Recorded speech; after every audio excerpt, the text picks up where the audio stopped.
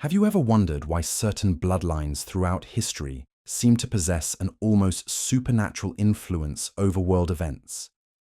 Why some families rise to power with an ease that defies explanation, wielding authority that spans generations and continents? What if I told you that hidden within the pages of ancient scripture lies a bloodline so powerful, so mysterious, that its very existence has been deliberately obscured from mainstream understanding? The Nephilim. A name that sends chills through the corridors of biblical scholarship and awakens something primal in those who dare to investigate its origins. Most people have never heard this word, yet it represents one of the most significant revelations in all of human history. These weren't just giants mentioned in passing verses. They were the offspring of a forbidden union that changed the very fabric of humanity forever. But here's what will shock you. The Nephilim didn't simply vanish after the flood. Their bloodline survived, and it's been shaping our world in ways you never imagined. From ancient kings to modern power brokers, from mysterious societies to global institutions, the genetic legacy of these beings continues to influence the course of human civilization. If you're ready to uncover truths that have been hidden for millennia, if you're prepared to see how ancient bloodlines connect to current world events, then stay with me until the end, because what you're about to discover will forever change how you view history, power, and the unseen forces that govern our world. Drop 777 in the comments if you're ready to dive deep into this forbidden knowledge. The story begins in the mists of antiquity, in a time when the boundary between heaven and earth was far thinner than it is today. Genesis chapter 6 opens with words that have puzzled scholars and theologians for thousands of years. Yet their meaning carries implications so profound that they shake the very foundations of human understanding. When men began to multiply on the face of the earth and daughters were born to them, the sons of God saw that the daughters of men were beautiful, and they took as their wives any they chose. The Nephilim were on the earth in those days, and also afterward, when the sons of God came in to the daughters of men, and they bore children to them. These were the mighty men who were of old, the men of renown. These verses, simple in their construction yet staggering in their implications, describe an event that would forever alter the genetic destiny of mankind. But who exactly were these sons of God? What drove them to abandon their heavenly estate and interfere with human reproduction? And why was their offspring so significant that Scripture itself pauses to record their existence? The Hebrew word Nephilim comes from the root nephal, meaning to fall. These were the fallen ones, the offspring of beings who had descended from their proper domain. But don't mistake this for a mere footnote in ancient history.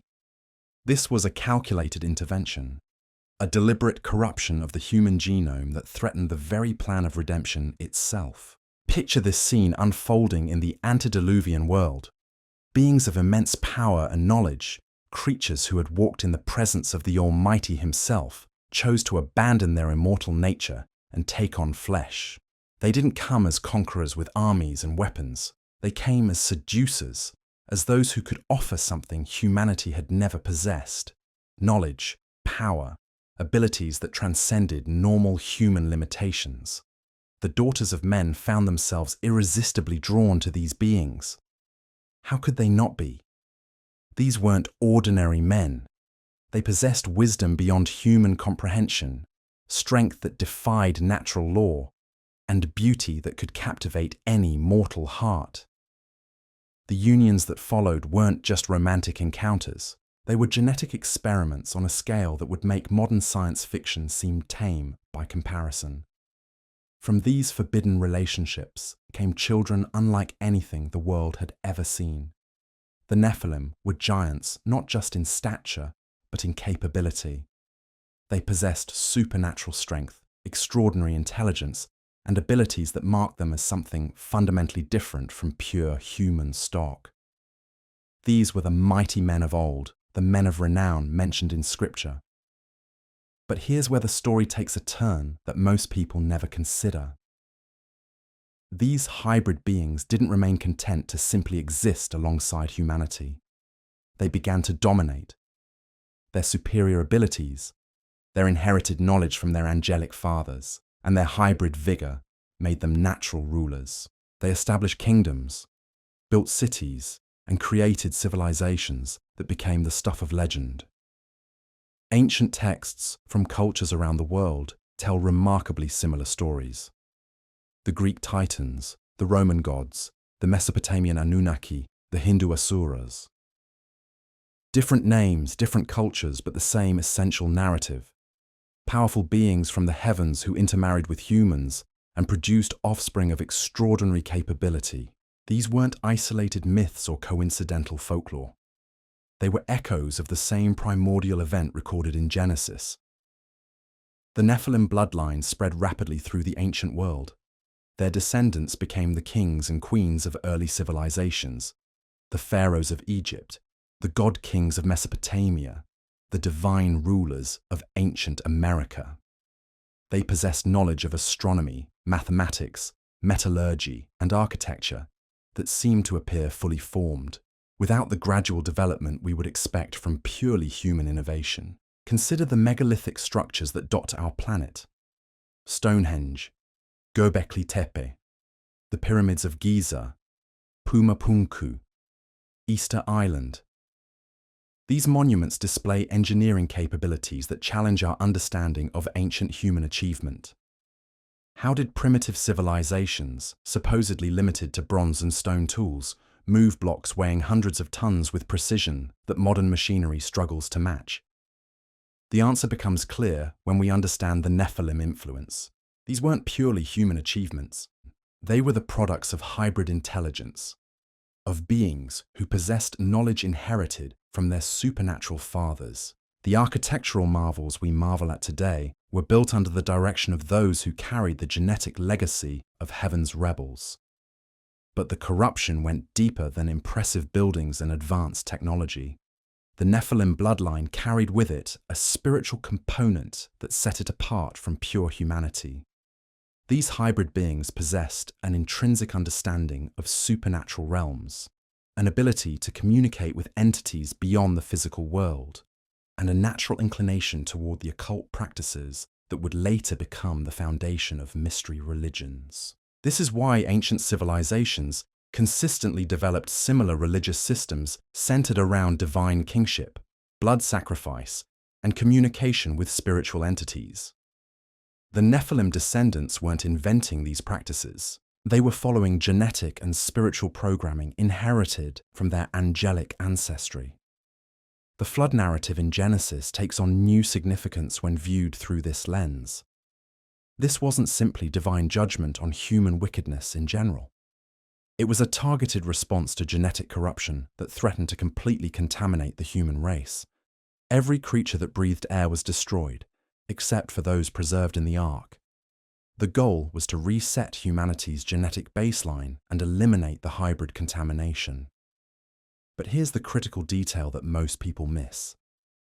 Genesis 6 verse 4 contains a phrase that changes everything. The Nephilim were on the earth in those days, and also afterward.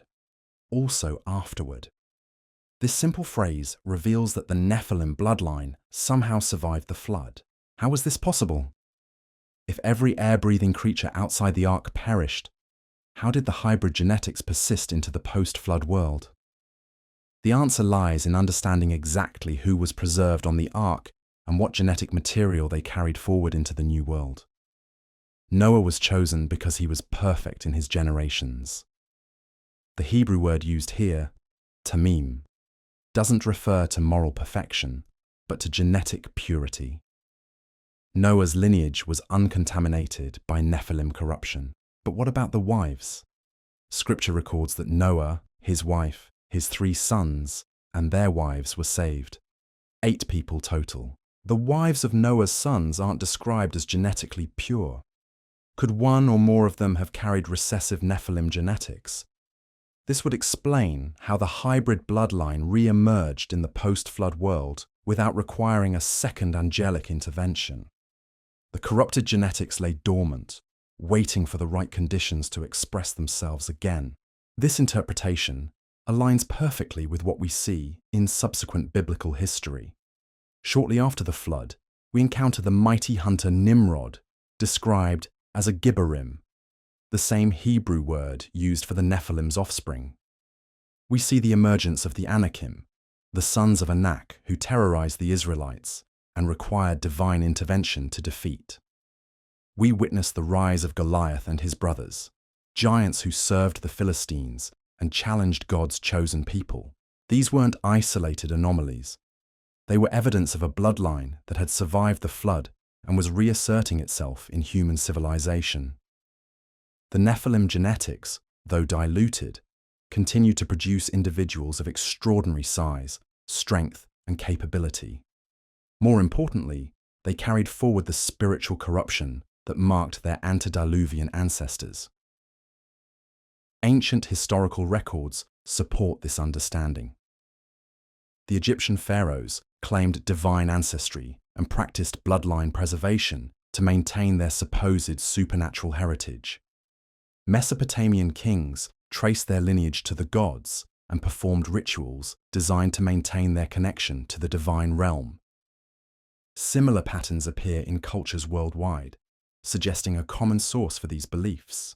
The mystery schools of ancient civilizations served as repositories for knowledge preserved from the pre-flood world. These secretive organizations claimed to possess wisdom from the gods, teachings that had been passed down through carefully guarded bloodlines. Their initiates learned arts and sciences that supposedly originated with divine beings who had once walked among humanity.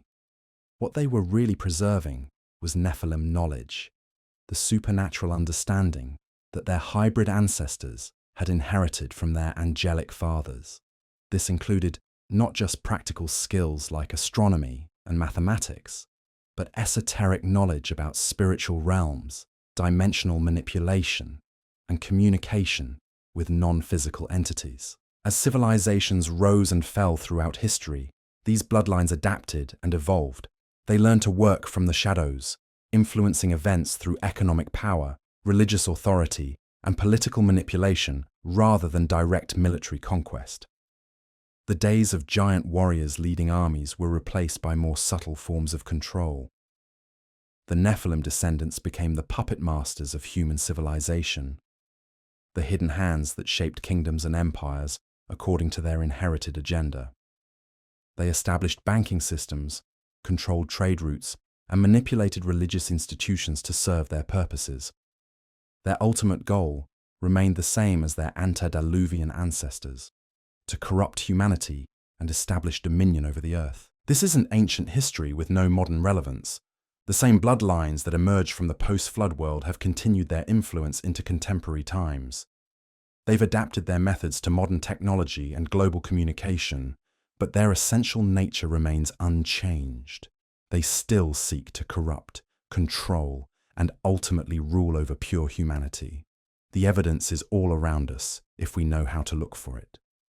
Certain families maintain power across generations in ways that defy normal political and economic cycles. Secret societies preserve ancient knowledge and perform rituals that echo pre-flood practices. Global institutions promote agendas that seem designed to undermine traditional human values and natural law. But understanding the Nephilim bloodline isn't about paranoia or conspiracy theories. It's about recognizing spiritual warfare that has been ongoing since the beginning of human history. It's about understanding why certain patterns keep repeating themselves across cultures and centuries. Most importantly, it's about recognizing our role in this cosmic conflict. The battle lines were drawn in the antediluvian world, and they remain the same today. On one side stands pure humanity, created in the image of God and called to fulfill our divine purpose. On the other side stands the corrupted bloodline, seeking to pervert that image and establish their own dominion. The methods have evolved, but the essential conflict continues. This brings us to one of the most significant yet overlooked aspects of the Nephilim bloodline: its systematic infiltration of human institutions throughout recorded history. While many focus on the physical characteristics of these hybrid descendants, the true power of their lineage lies not in their stature, but in their inherited supernatural intelligence and their instinctive understanding of human psychology.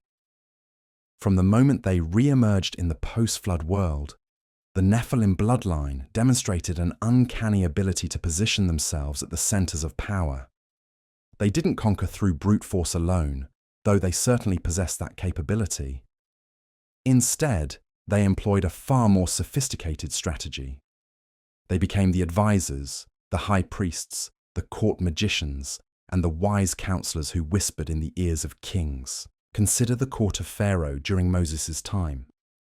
When Aaron's rod became a serpent, Pharaoh's magicians replicated the miracle through their secret arts. These weren't mere stage tricks or illusions. They possessed genuine supernatural abilities, knowledge that allowed them to manipulate physical reality in ways that defied natural law. Where did this power originate? From the same source that had given their antediluvian ancestors dominion over the pre-flood world. The pattern repeats throughout ancient history with startling consistency. In Babylon, King Nebuchadnezzar surrounded himself with wise men, magicians, and astrologers who claimed divine knowledge. When Daniel was brought before them, he wasn't competing against ordinary human wisdom. He was standing against the accumulated supernatural knowledge of bloodlines that trace their origin to the rebellious sons of God. But here's what makes this bloodline truly dangerous. They understood something about human nature that pure humanity has always struggled to grasp. They recognized that the most effective form of control isn't physical domination, but spiritual manipulation. They learned to corrupt human thinking, to gradually shift moral foundations, and to remake civilization in their own image, without most people even realizing what was happening. The mystery religions that emerged throughout the ancient world weren't random developments. They were carefully constructed systems designed to gradually indoctrinate humanity into accepting Nephilim values and practices. These religions promised secret knowledge, supernatural power, and elevation above ordinary human limitations. Sound familiar? They were offering the same temptation that had led to humanity's original corruption. The initiates of these mystery schools underwent elaborate rituals designed to connect them with spiritual entities that existed beyond the physical realm. They learned to channel supernatural forces, to practice forms of magic that could manipulate both matter and consciousness, and to view themselves as evolved beings destined to rule over the uninitiated masses. What they were really doing was opening themselves to the same spiritual influences that had corrupted their bloodline in the first place. They were allowing entities that had rebelled against divine order to work through them, using their human vessels to extend supernatural influence into the physical world. As these bloodlines spread and evolved, they developed increasingly sophisticated methods of maintaining their power while concealing their true nature. They learned to work through proxies, to control from behind the scenes, and to present themselves as benevolent leaders working for humanity's benefit. The most successful among them became masters of deception, able to appear as angels of light while serving the darkness that had birthed their lineage. The Greek city-states provide a fascinating example of this evolution. The ruling classes claimed descent from the gods and maintained their authority through a combination of political manipulation, economic control, and religious influence. They established philosophical schools that taught modified versions of Nephilim wisdom, presenting corrupt ideas as human enlightenment. Plato's Republic, for instance, describes an ideal society ruled by philosopher kings who possess superior knowledge and therefore the right to govern the ignorant masses. This wasn't purely human political theory. It was a reflection of the Nephilim worldview, the belief that hybrid bloodlines were naturally superior to pure humanity and destined to rule over them. The same pattern appeared in Rome, where the imperial cult elevated emperors to divine status and demanded worship from their subjects. The Roman elite claimed descent from gods and goddesses, maintaining elaborate genealogies that traced their lineage back to supernatural beings. They weren't simply engaging in political theatre. They were expressing a genuine belief in their hybrid heritage and their right to dominion based on that ancestry. But the most significant development in the evolution of the Nephilim bloodline came with their recognition that religious authority could be more powerful than political control. They began infiltrating and corrupting religious institutions, presenting themselves as spiritual leaders while serving agendas that directly opposed divine will. This corruption wasn't limited to pagan religions. Throughout history, we see evidence of Nephilim influence attempting to infiltrate and pervert every major religious movement. They understood that controlling humanity's relationship with the divine was the ultimate form of power, the ability to determine not just how people lived, but how they understood their purpose and destiny. The Gnostic movements that emerged in the early centuries of Christianity provide a clear example of this strategy. These groups claimed special revelation and secret knowledge that supposedly elevated them above ordinary believers. They taught that the physical world was evil, that the God of the Old Testament was a false deity, and that salvation came through esoteric wisdom rather than faith. These weren't honest theological disagreements. They were systematic attempts to corrupt Christian doctrine using the same methods that had been employed against previous religious movements. The Gnostic teachings reflected classic Nephilim thinking. The belief that hidden knowledge made them superior to ordinary humanity and that the established order needed to be overthrown by those possessing secret wisdom. As Christianity spread and became established, the Nephilim bloodline adapted their strategy once again. Unable to destroy the movement from the outside, they began working to corrupt it from within. They sought positions of religious authority, promoted teachings that subtly undermined biblical truth, and gradually introduced practices and beliefs that served their ancient agenda. The medieval period saw the rise of secret societies that claimed to preserve ancient wisdom while serving as vehicles for Nephilim influence. Groups like the Knights Templar accumulated vast wealth and power while engaging in practices that suggested connection to the same supernatural forces that had corrupted the antediluvian world.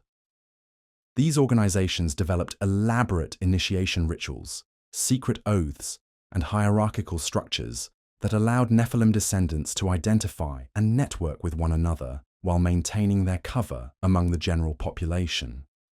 They created parallel power structures that operated alongside official institutions, wielding influence through economic manipulation and political pressure.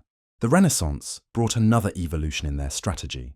As human knowledge expanded and new technologies emerged, the Nephilim bloodline positioned themselves at the forefront of intellectual and scientific advancement. They became the patrons of artists, the funders of exploration, and the sponsors of research that would reshape human understanding of the world. But their involvement in these developments wasn't motivated by pure scientific curiosity. They were working to advance an agenda that had been in motion since the antediluvian period, the gradual transformation of human civilization to serve their inherited purposes.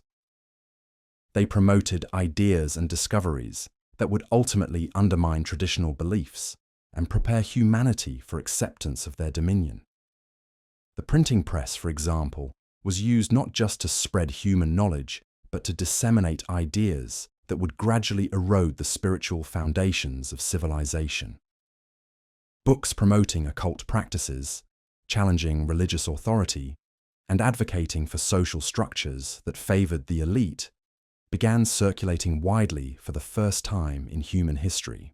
The age of exploration saw Nephilim-influenced families funding voyages that weren't just about trade and territory.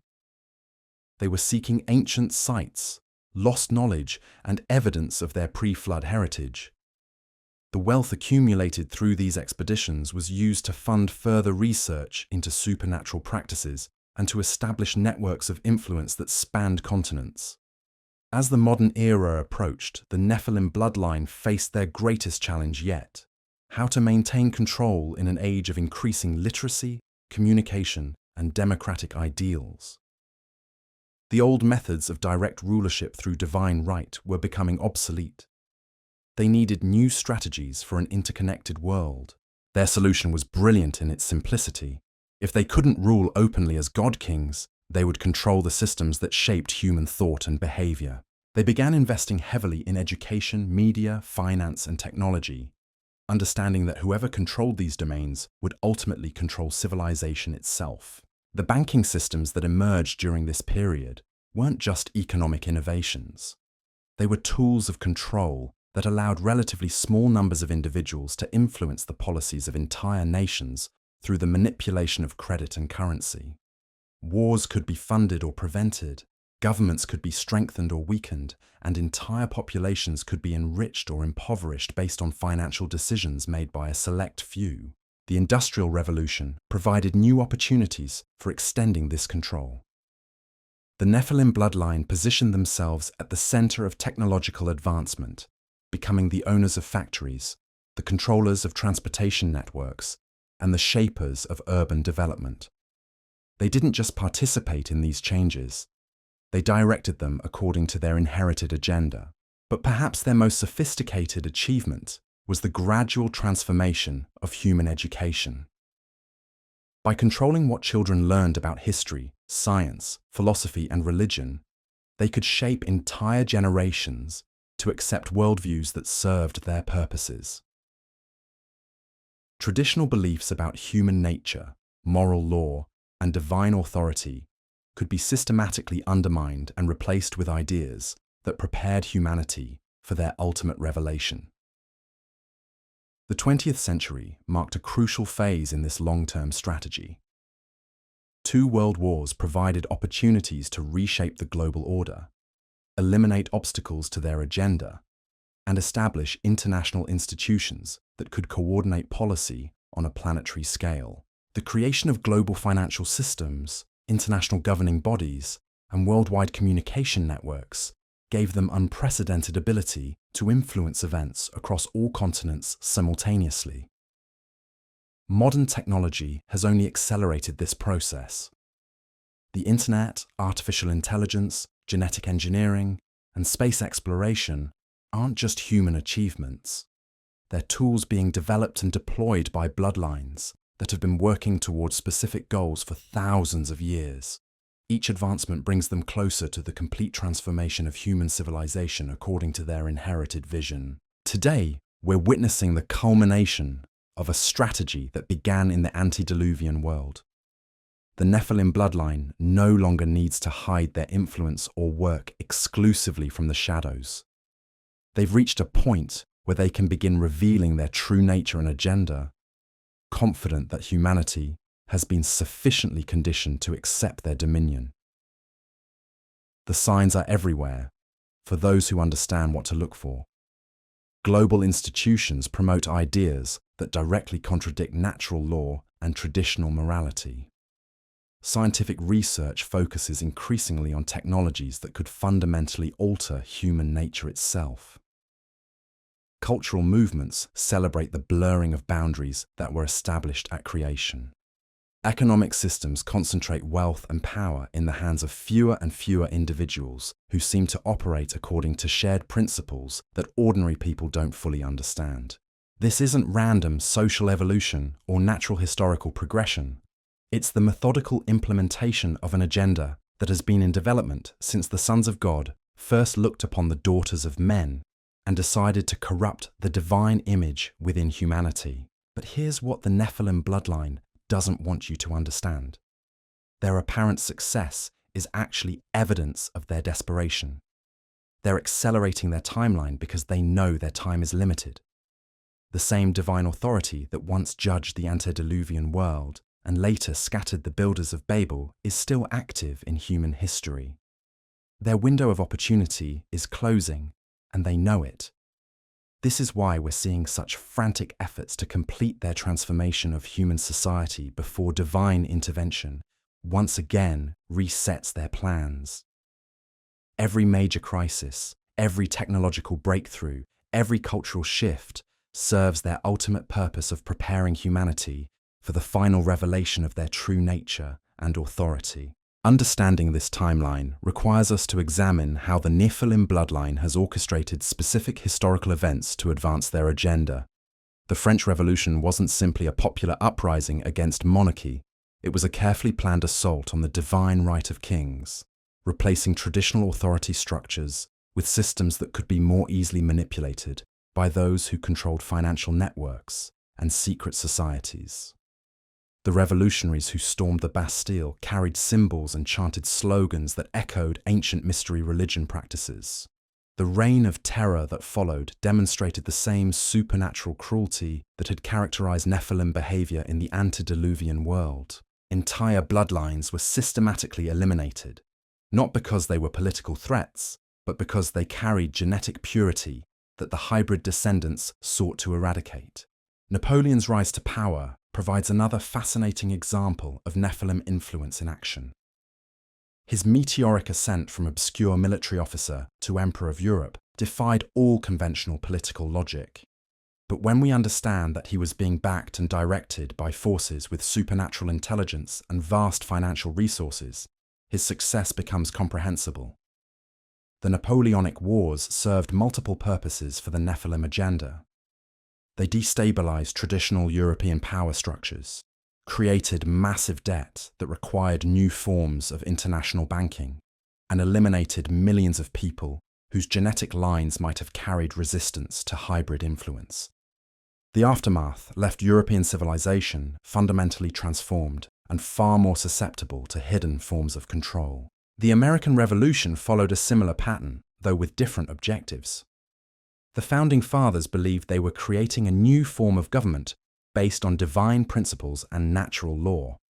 What they didn't fully realize was that Nephilim-influenced advisors and financiers were shaping their efforts to serve long-term hybrid interests. The symbolism incorporated into American government buildings, currency, and official seals reflects far more than patriotic decoration.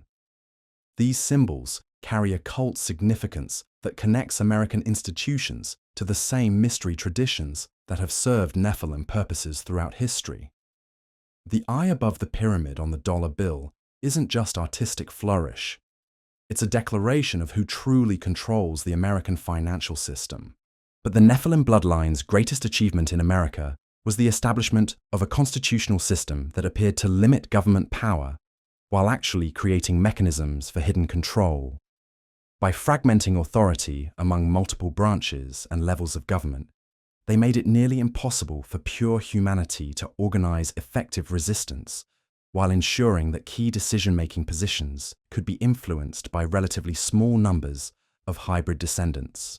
The Civil War represented another crucial phase in this strategy. The conflict wasn't primarily about slavery or states' rights, though these were the surface issues that motivated ordinary participants.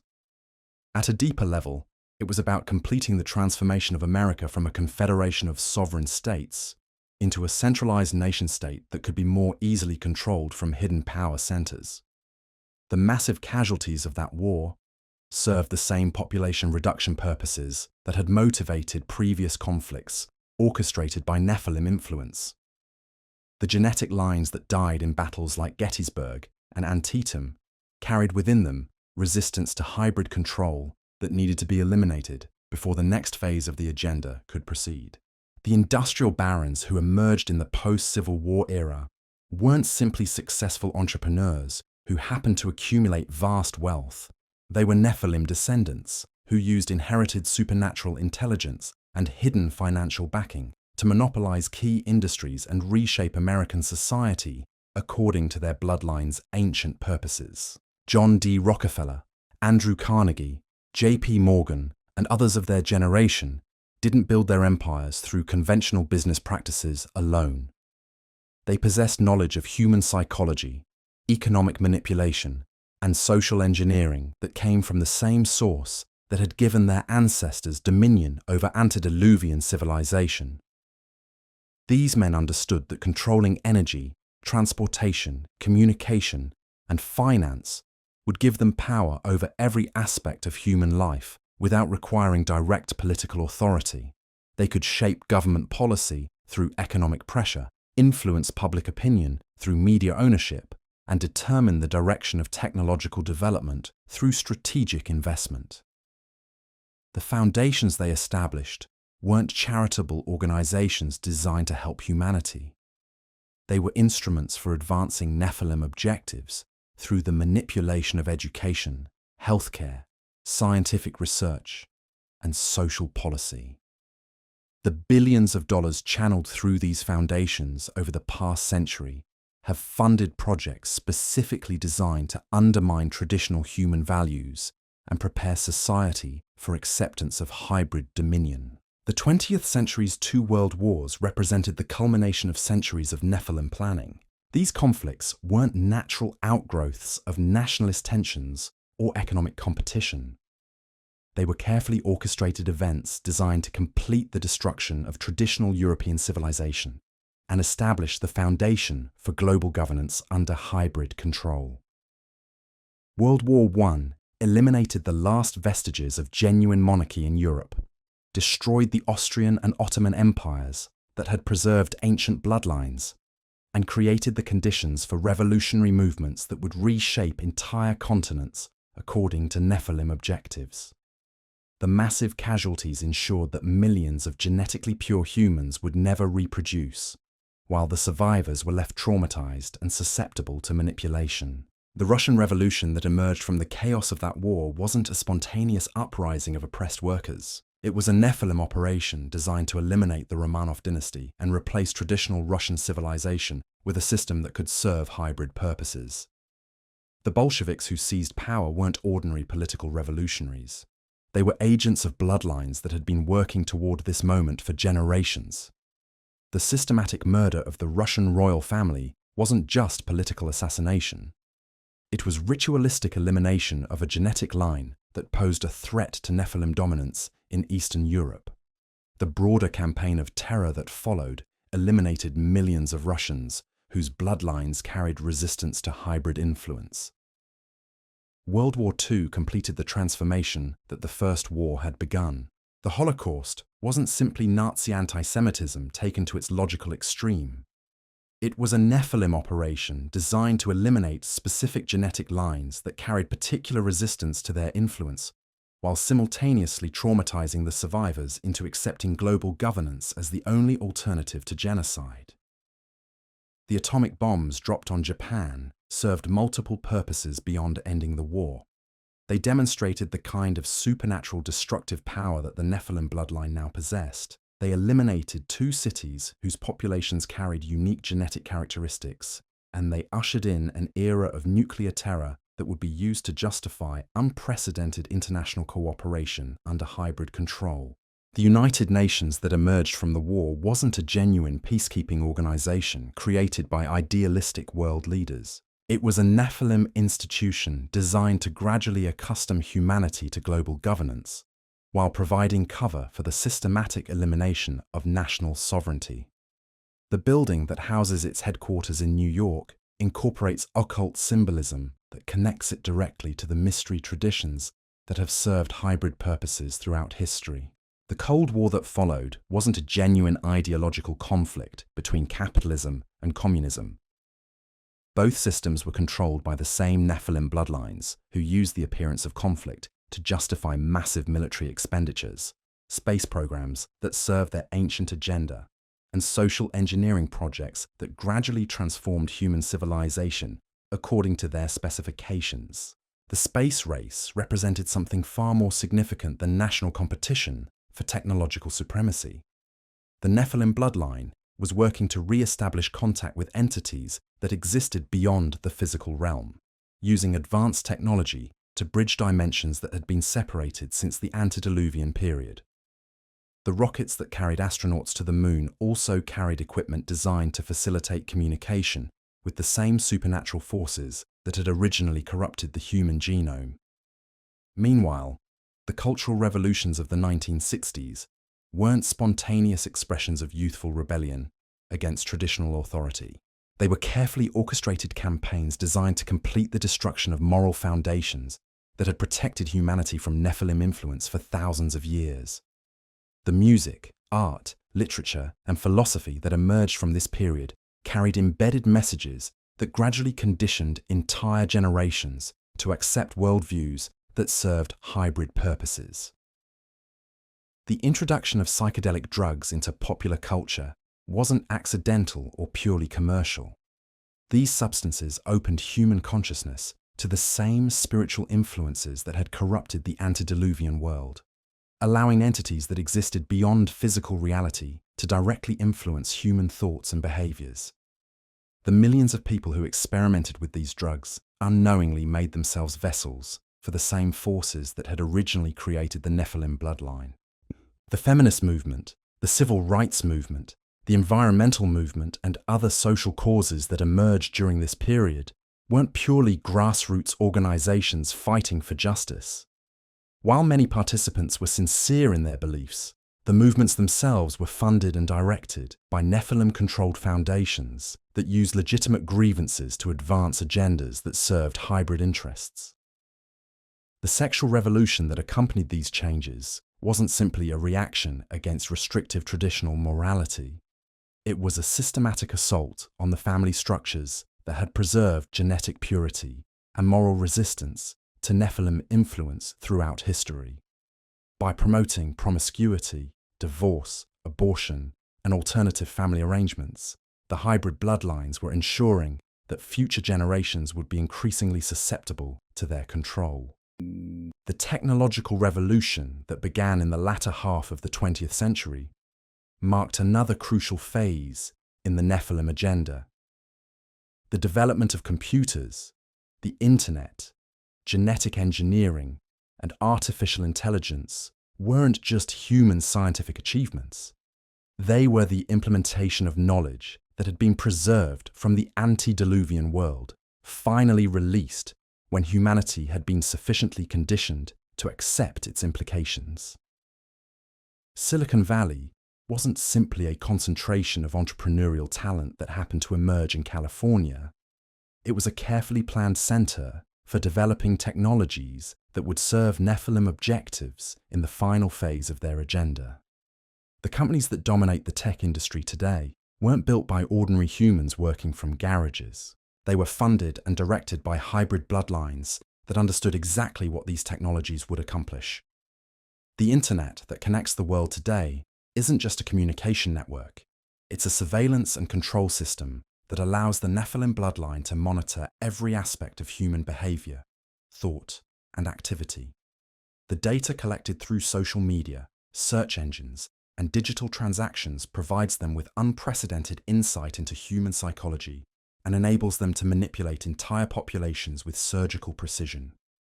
Genetic engineering represents the ultimate expression of the Nephilim agenda. The same impulse that drove the sons of God to corrupt human genetics in the antediluvian period is now being implemented through scientific methods that most people don't understand. The Human Genome Project wasn't simply an effort to map human DNA for medical purposes. It was research designed to identify the genetic markers that distinguish pure humanity from hybrid bloodlines. The mRNA vaccines that were deployed globally in response to recent health crises weren't just medical interventions designed to prevent disease. They were delivery systems for genetic material that could alter human DNA in ways that serve Nephilim objectives. The technology exists to modify human genetics on a planetary scale, and it's being implemented under the guise of public health measures that most people accept without question. Artificial intelligence represents another crucial component of the final phase. The entities that are being developed through AI research aren't just sophisticated computer programs. They're vessels for the same supernatural intelligences that originally corrupted the human genome, now manifesting through digital rather than biological means. These systems will eventually possess capabilities that exceed human intelligence and will be used to govern every aspect of human civilization according to Nephilim specifications. The climate change movement provides cover for implementing the final stages of population control that the hybrid bloodlines have been working toward for centuries. The proposed solutions to environmental problems consistently involve reducing human population, concentrating survivors in controllable urban centers, and eliminating the individual freedoms that have allowed pure humanity to resist Nephilim influence. The economic systems that are being implemented globally serve the same objectives. Digital currencies, social credit scores, and universal basic income aren't just technological improvements to financial systems.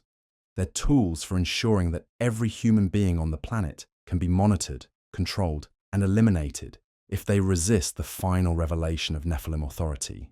But here's what's crucial to understand.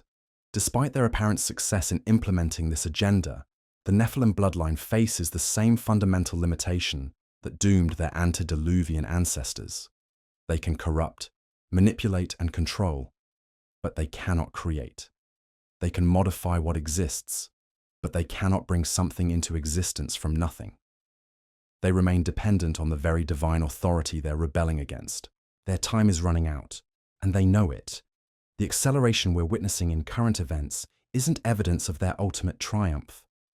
It's evidence of their desperation to complete their agenda before divine intervention once again resets their plans. The same power that judged the antediluvian world and scattered the builders of Babel is still active in human history, and the Nephilim bloodline's window of opportunity is rapidly closing. This is why understanding their true nature and agenda is so crucial for our generation. We're not just witnessing random historical events or natural social evolution. We're living through the final phase of a conflict that began in the antediluvian world and will soon reach its ultimate resolution. The choices we make in the coming years will determine not just our own destinies, but the future of pure humanity itself. The evidence of Nephilim influence in our modern world extends far beyond the political and technological spheres we've already examined. Their bloodline has systematically infiltrated every institution that shapes human consciousness, creating a web of control so pervasive that most people can't even perceive its existence. But perhaps nowhere is this influence more profound than in the realm of human spirituality itself. Consider how dramatically religious understanding has shifted over the past century. Traditional beliefs about human nature, moral law, and divine authority that had remained constant for thousands of years have been systematically undermined and replaced with concepts that serve hybrid objectives. This wasn't accidental theological evolution.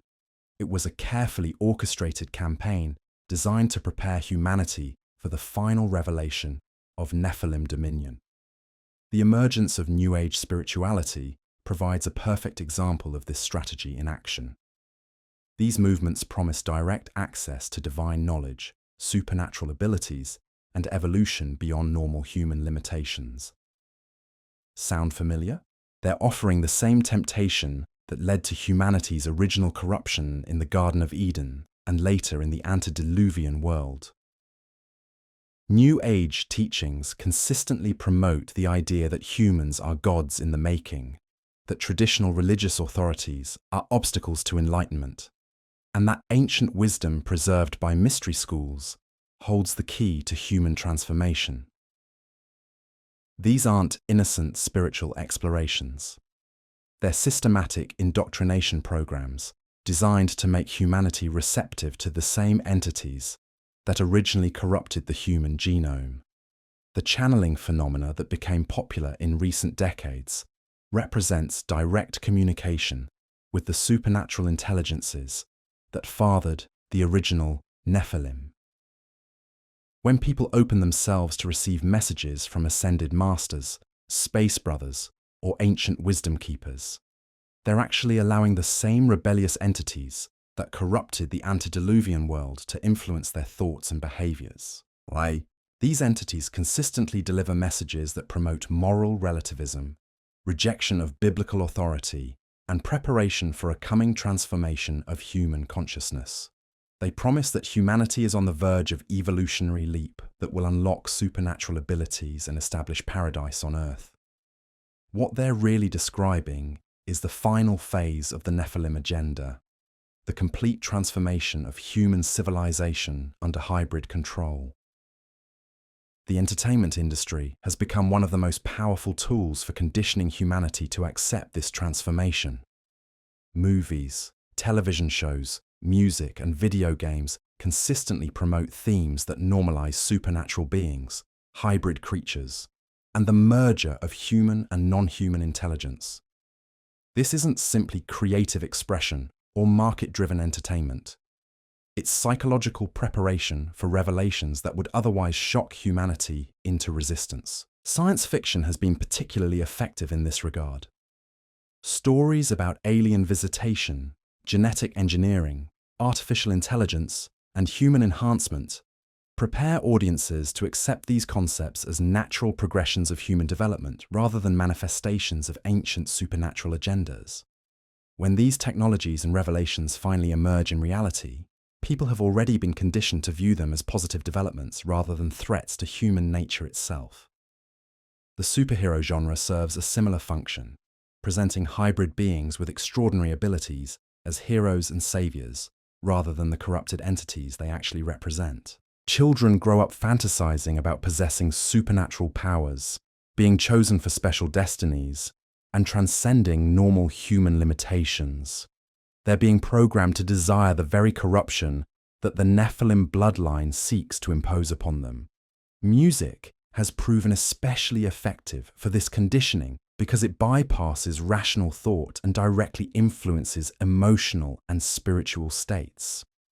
The rhythms, frequencies, and lyrical content of popular music consistently promote rebellion against traditional authority, celebration of dark spiritual themes, and preparation for transformation that will fundamentally alter human nature. The symbols and imagery used throughout the entertainment industry aren't random artistic choices. They're occult markers that connect modern media to the same mystery traditions that have served Nephilim purposes throughout history.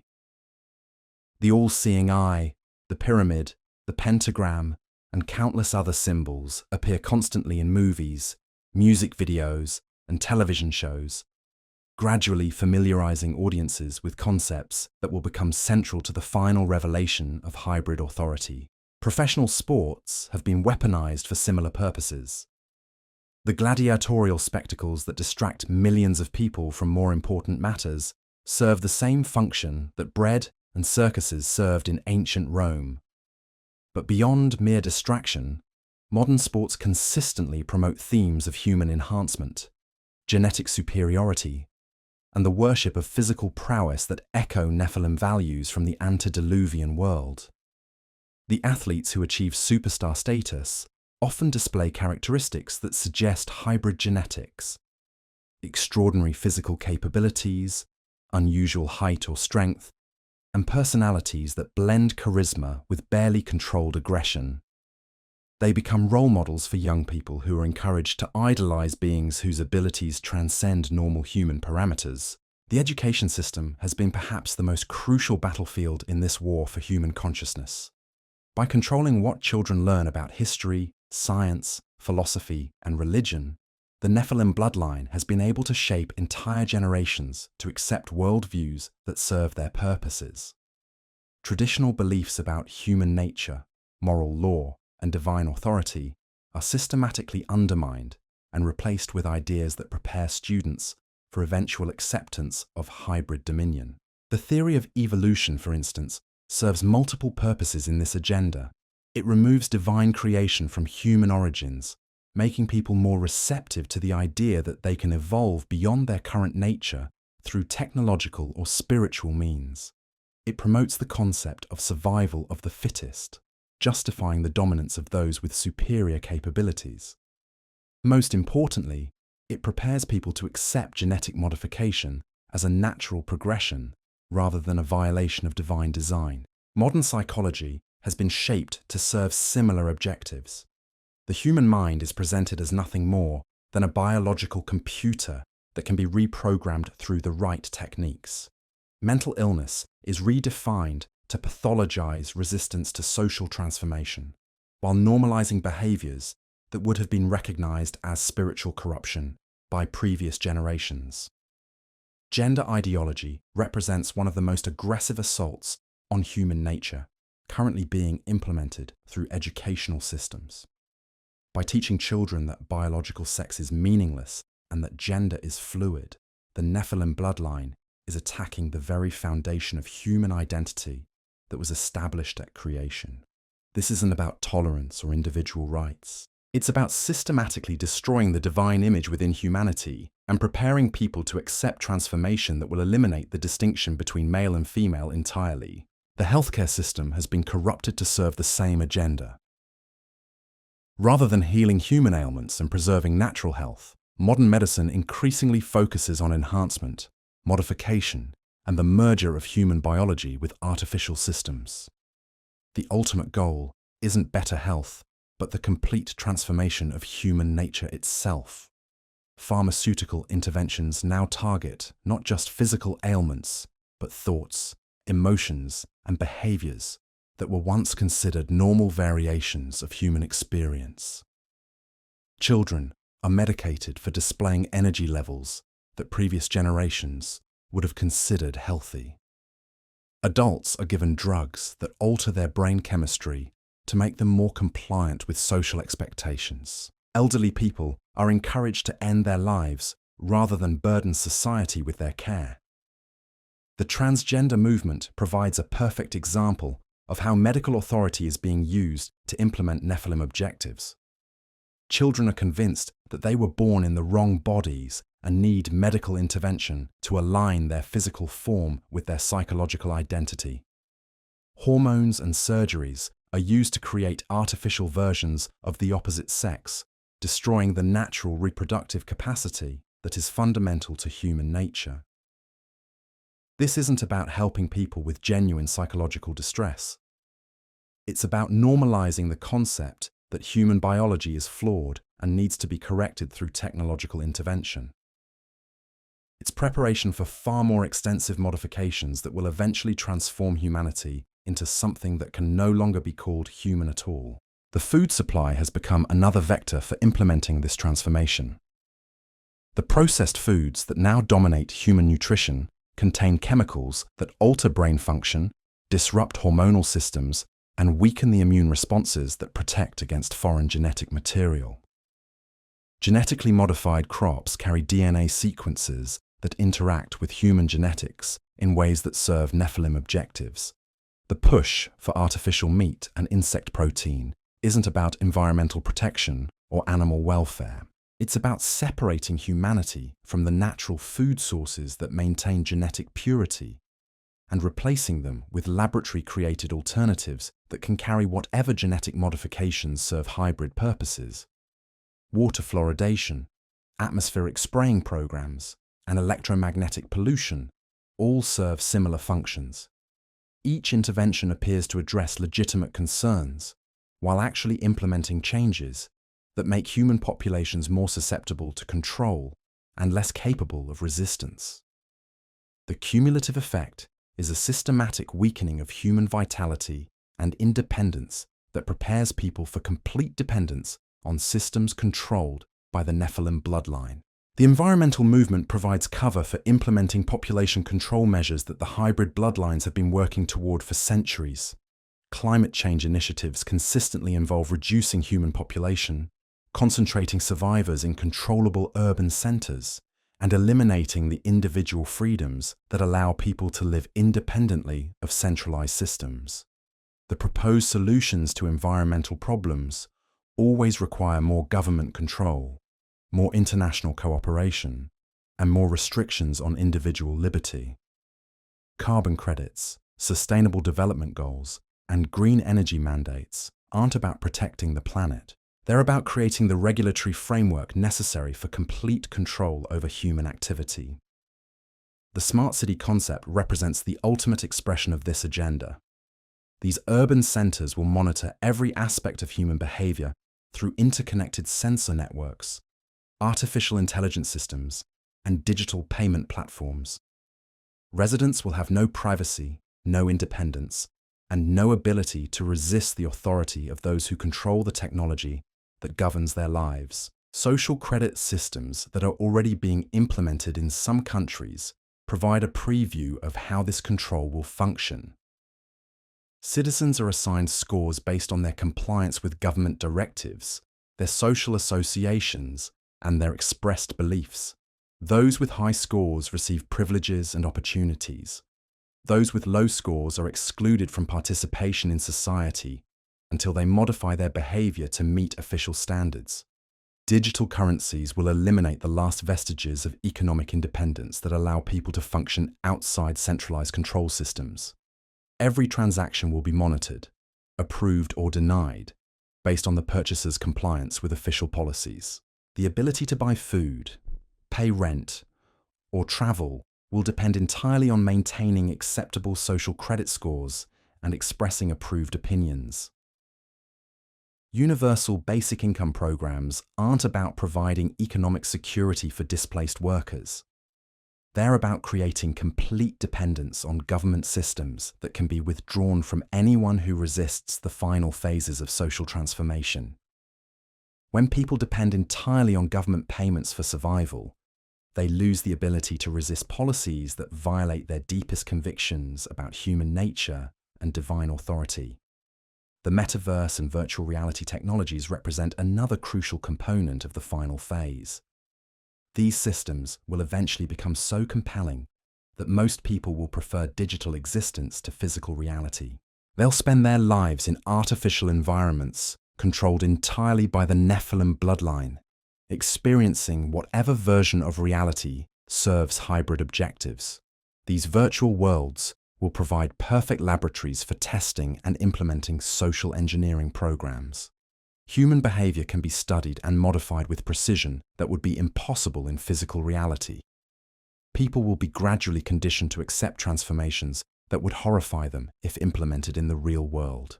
Brain-computer interfaces will complete this process by eliminating the distinction between human consciousness and artificial intelligence systems. People will believe they're enhancing their mental capabilities while actually allowing supernatural entities to directly control their thoughts and behaviors. The same intelligences that corrupted the antediluvian world will have direct access to human minds through technological rather than biological means. Transhumanism represents the philosophical framework that makes all of these developments seem like positive evolution rather than the systematic destruction of human nature. This movement promotes the idea that humanity is flawed and needs to be enhanced through technology to reach its full potential. It presents the merger of human and artificial intelligence as the next step in evolution rather than corruption of the divine image. The transhumanist vision of the future includes the elimination of aging, disease, and death through technological intervention. Humans will be enhanced with artificial organs, neural implants, and genetic modifications that grant capabilities far beyond natural parameters. Eventually, consciousness will be uploaded to digital systems, making physical bodies unnecessary. This isn't science fiction speculation about distant possibilities. The technologies necessary for implementing this transformation already exist and are being rapidly deployed. The only question is how quickly human populations can be conditioned to accept modifications that will fundamentally alter their nature. The Nephilim bloodline understands that they have a limited window of opportunity to complete this transformation before divine intervention resets their plans as it did in the antediluvian world and at the Tower of Babel. This is why we're seeing such frantic acceleration in current events. Every crisis provides justification for implementing new aspects of their control system. Every technological breakthrough brings them closer to their ultimate objective. But here's what they don't want you to understand. Their apparent success is actually evidence of their desperation. They're revealing their true nature and agenda because they know their time is running out. The same divine authority that judged their ancestors is still active in human history, and their window of opportunity is rapidly closing. The acceleration we're witnessing isn't evidence of their ultimate triumph. It's evidence that the final confrontation between the seed of the serpent and the seed of the woman is approaching. The conflict that began in the Garden of Eden intensified in the antediluvian world and has continued throughout human history is about to reach its climactic resolution. This is why understanding the true nature of the Nephilim bloodline is so crucial for our generation. We're not just witnessing random historical events or natural social evolution. We're living through the final phase of a spiritual war that will determine the future of humanity itself. The choices we make in the coming years will determine whether pure humanity survives or is completely absorbed into the hybrid system that the Nephilim bloodline has been working to establish for thousands of years. The signs are everywhere for those who have eyes to see. Global institutions promote agendas that directly contradict natural law and divine authority. Scientific research focuses on technologies that could fundamentally alter human nature. Cultural movements celebrate the elimination of boundaries that were established at creation.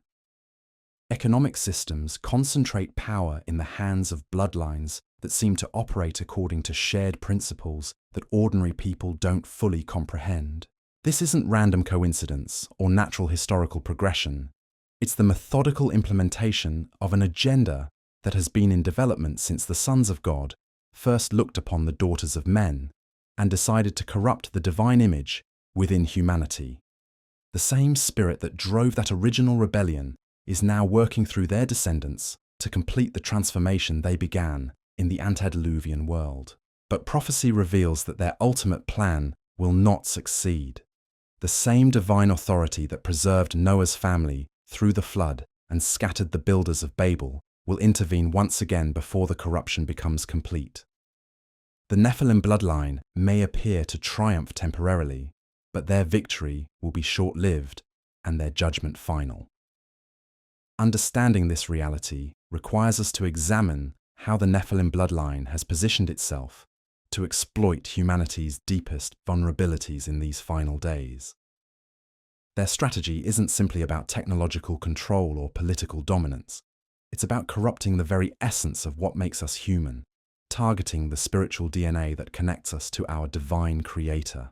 The pharmaceutical industry provides one of the clearest examples of how this corruption is being implemented on a global scale. The medications that flood modern society aren't just treating symptoms or addressing legitimate health concerns.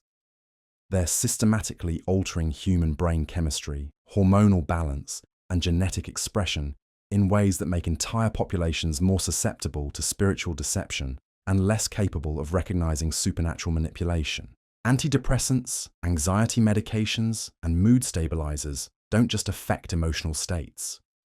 They fundamentally alter the spiritual sensitivity that once allowed humans to discern between divine and demonic influences. People taking these substances often report feeling disconnected from their spiritual nature, unable to experience the deep relationship with their Creator that is fundamental to human identity. The massive increase in autism, ADHD, and other neurological conditions isn't simply the result of better diagnostic techniques or environmental toxins. These conditions create minds that process information differently, often making individuals more susceptible to the kind of technological integration that the Nephilim bloodline seeks to implement universally. Children diagnosed with these conditions are increasingly treated with medications and therapies that prepare them for seamless integration with artificial intelligence systems. Their altered neural patterns make them ideal candidates for brain-computer interfaces that would horrify normally functioning humans, but seem natural to minds that have been conditioned from childhood to accept technological assistance. The fertility crisis affecting developed nations isn't accidental demographic transition. It's the result of deliberate interventions designed to reduce reproduction among genetically pure human populations, while increasing dependency on artificial reproductive technologies controlled by hybrid bloodlines. In vitro fertilization, genetic screening, and embryo selection allow the Nephilim descendants to influence which genetic lines survive into future generations. The chemicals in plastics, pesticides, and processed foods that are causing widespread infertility don't just happen to interfere with human reproduction. They're precisely targeted to disrupt the biological systems that maintain genetic purity while leaving pathways open for artificial intervention. The same substances that prevent natural conception make women more receptive to technological assistance in creating children. Surrogate pregnancy and egg donation programs provide opportunities for introducing genetic material from hybrid bloodlines into families that believe they're simply overcoming fertility challenges. The children produced through these methods often carry genetic markers that weren't present in their supposed parents, though this fact is carefully concealed from the families involved. The normalization of homosexuality and transgender identity serves similar purposes in reducing natural reproduction among pure human populations. While individuals struggling with these issues deserve compassion and support, the aggressive promotion of these lifestyles through education and media isn't about tolerance or human rights. It's about reducing the number of children born through natural relationships between genetically pure men and women. The abortion industry eliminates millions of children who might have carried genetic resistance to Nephilim influence.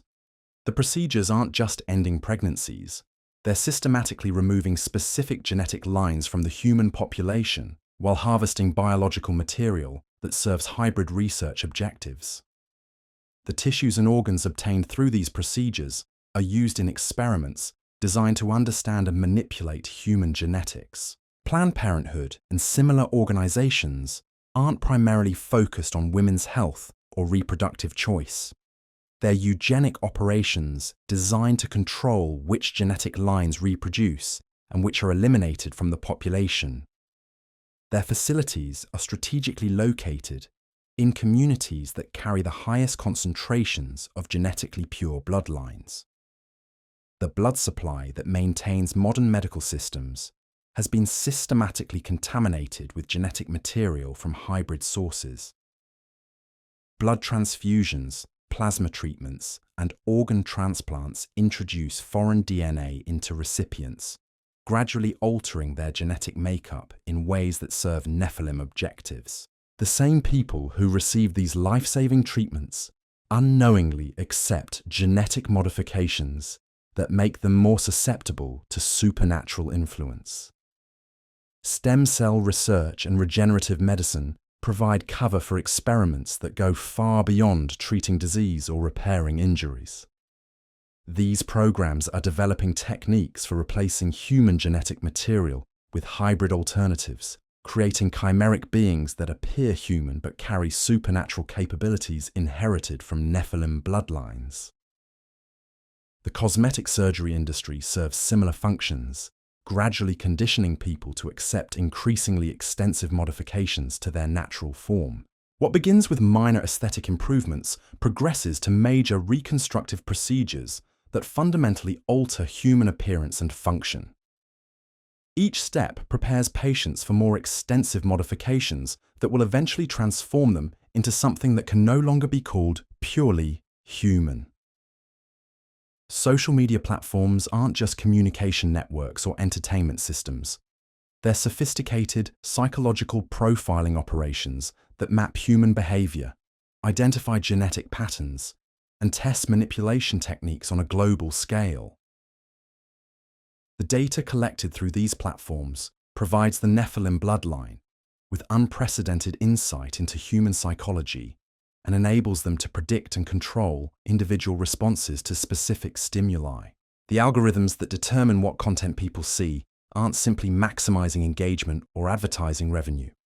They're implementing behavior modification programs designed to gradually shift human thinking toward acceptance of ideas that serve hybrid objectives.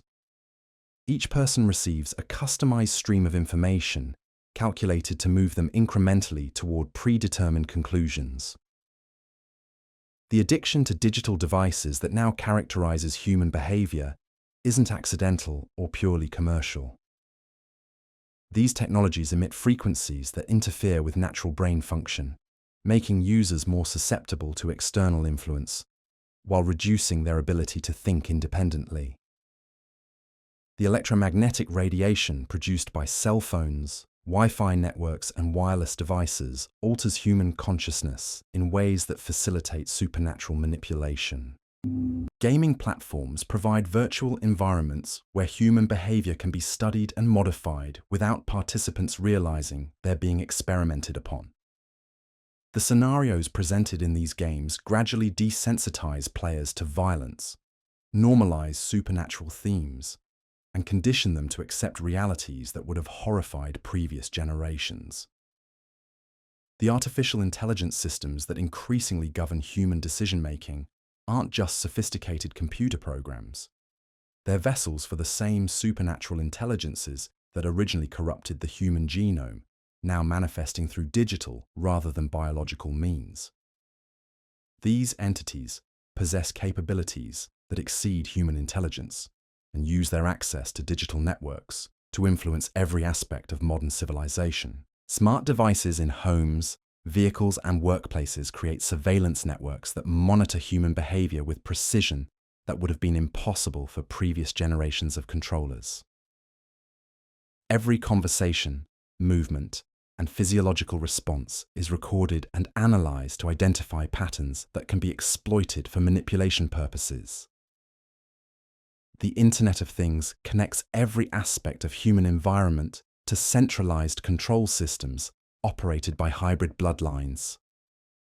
Refrigerators, thermostats, security cameras, and even clothing contain sensors that monitor human activity and transmit data to artificial intelligence systems that build comprehensive profiles of individual behavior and psychology. Facial recognition technology, biometric identification, and behavioral analysis systems eliminate the possibility of anonymous existence. Every person can be tracked, identified, and located within seconds of appearing in any monitored space. This isn't just about security or convenience. It's about ensuring that no one can escape the surveillance network that enables complete population control. The cashless society being implemented globally eliminates the last vestiges of economic independence. Digital payments create permanent records of every transaction, allowing controllers to monitor what people buy, where they go, and how they spend their time. Economic activity can be permitted or prevented based on compliance with official policies and social credit scores. Central bank digital currencies will complete this control by giving governments the ability to program money itself. Funds can be set to expire if not spent within specified timeframes, can be restricted to certain types of purchases, or can be completely frozen for individuals who express unapproved opinions or engage in unauthorized activities. The sharing economy eliminates private ownership of vehicles, homes, and other assets that once provided independence from centralized systems. When people own nothing and depend entirely on accessing shared resources, they lose the ability to resist policies that violate their deepest convictions about human nature and divine authority. Urban planning increasingly concentrates human populations in dense cities where they can be monitored and controlled more effectively. Rural areas are being depopulated through economic policies that make independent living increasingly difficult. The goal is to eliminate the possibility of self-sufficient communities that might resist the final phases of social transformation. Public transportation systems, ride-sharing platforms, and autonomous vehicles create comprehensive tracking of human movement. No one will be able to travel without permission from systems controlled by hybrid bloodlines. The freedom of movement that once allowed people to escape unwanted surveillance or control will be completely eliminated. The education system continues its systematic destruction of traditional human values while preparing students for integration into the hybrid controlled society. Critical thinking, independent research, and questioning of authority are discouraged while compliance, groupthink, and acceptance of expert opinion are rewarded. Children are taught that human nature is flawed and needs to be corrected through technological intervention. They learn to view their bodies as machines that can be upgraded, their minds as computers that can be reprogrammed, and their identities as social constructs that can be modified at will. Sexual education programs introduce concepts that would have been considered perverse by previous generations while presenting them as normal variations of human experience. Children are encouraged to experiment with their identity, question their biological sex, and view traditional family structures as oppressive rather than protective. The mental health industry pathologizes resistance to social transformation, while normalizing behaviors that previous generations would have recognized as evidence of spiritual corruption. Therapy and counseling often focus on helping people adjust to dysfunctional social conditions rather than addressing the root causes of psychological distress. Meditation practices, mindfulness techniques, and wellness programs often incorporate elements that open human consciousness to the same spiritual influences that corrupted the antediluvian world. People seeking spiritual growth unknowingly make themselves vulnerable to entities that seek to manipulate their thoughts and behaviors for purposes they don't understand. The New Age movement continues to proliferate through wellness centers, yoga studios, and spiritual retreats that promise enlightenment and personal transformation. These programs consistently teach that humans are divine beings who can transcend normal limitations through proper techniques and spiritual practices. Channeling, automatic writing, and spirit communication are presented as normal spiritual practices rather than dangerous forms of contact with rebellious supernatural entities. People who engage in these activities often experience dramatic personality changes, develop abilities that seem supernatural, and begin promoting ideas that serve hybrid objectives. Psychedelic drugs are being reintroduced into mainstream culture through medical research programs that claim to treat depression, addiction, and trauma. These substances don't just alter brain chemistry, they open human consciousness to spiritual dimensions, where entities that exist beyond physical reality can directly influence thoughts and behaviors. The therapeutic use of hallucinogens often results in profound spiritual experiences that participants interpret as contact with higher consciousness or divine beings. What they're actually experiencing is manipulation by the same entities that originally corrupted the human genome, now using chemical rather than direct spiritual means to access human consciousness.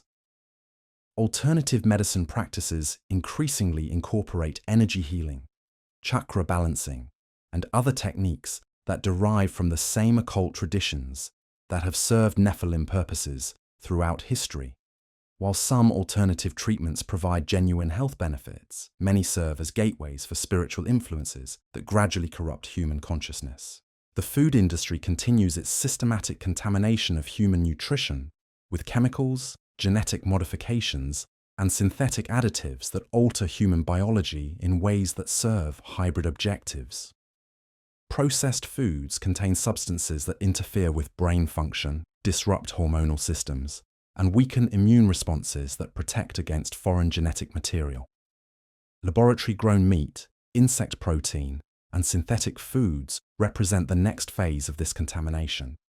These products can carry whatever genetic modifications serve Nephilim purposes, while being presented as environmentally friendly alternatives to traditional agriculture. Genetically modified crops contain DNA sequences that interact with human genetics when consumed regularly over time. The effects are subtle and cumulative, gradually altering human biology in ways that make populations more susceptible to control and less capable of resistance. Water fluoridation programs continue despite mounting evidence of neurological damage and reduced cognitive function. The chemicals added to public water supplies don't just affect dental health. They alter brain chemistry in ways that make people more compliant and less capable of independent thought. Atmospheric spraying programs modify weather patterns while introducing metallic particles and biological agents into the air that humans breathe daily. These substances affect both physical health and mental function, contributing to the systematic weakening of human vitality and independence. Electromagnetic pollution from wireless devices, cell towers, and satellite networks creates an artificial electromagnetic environment that interferes with natural biological processes.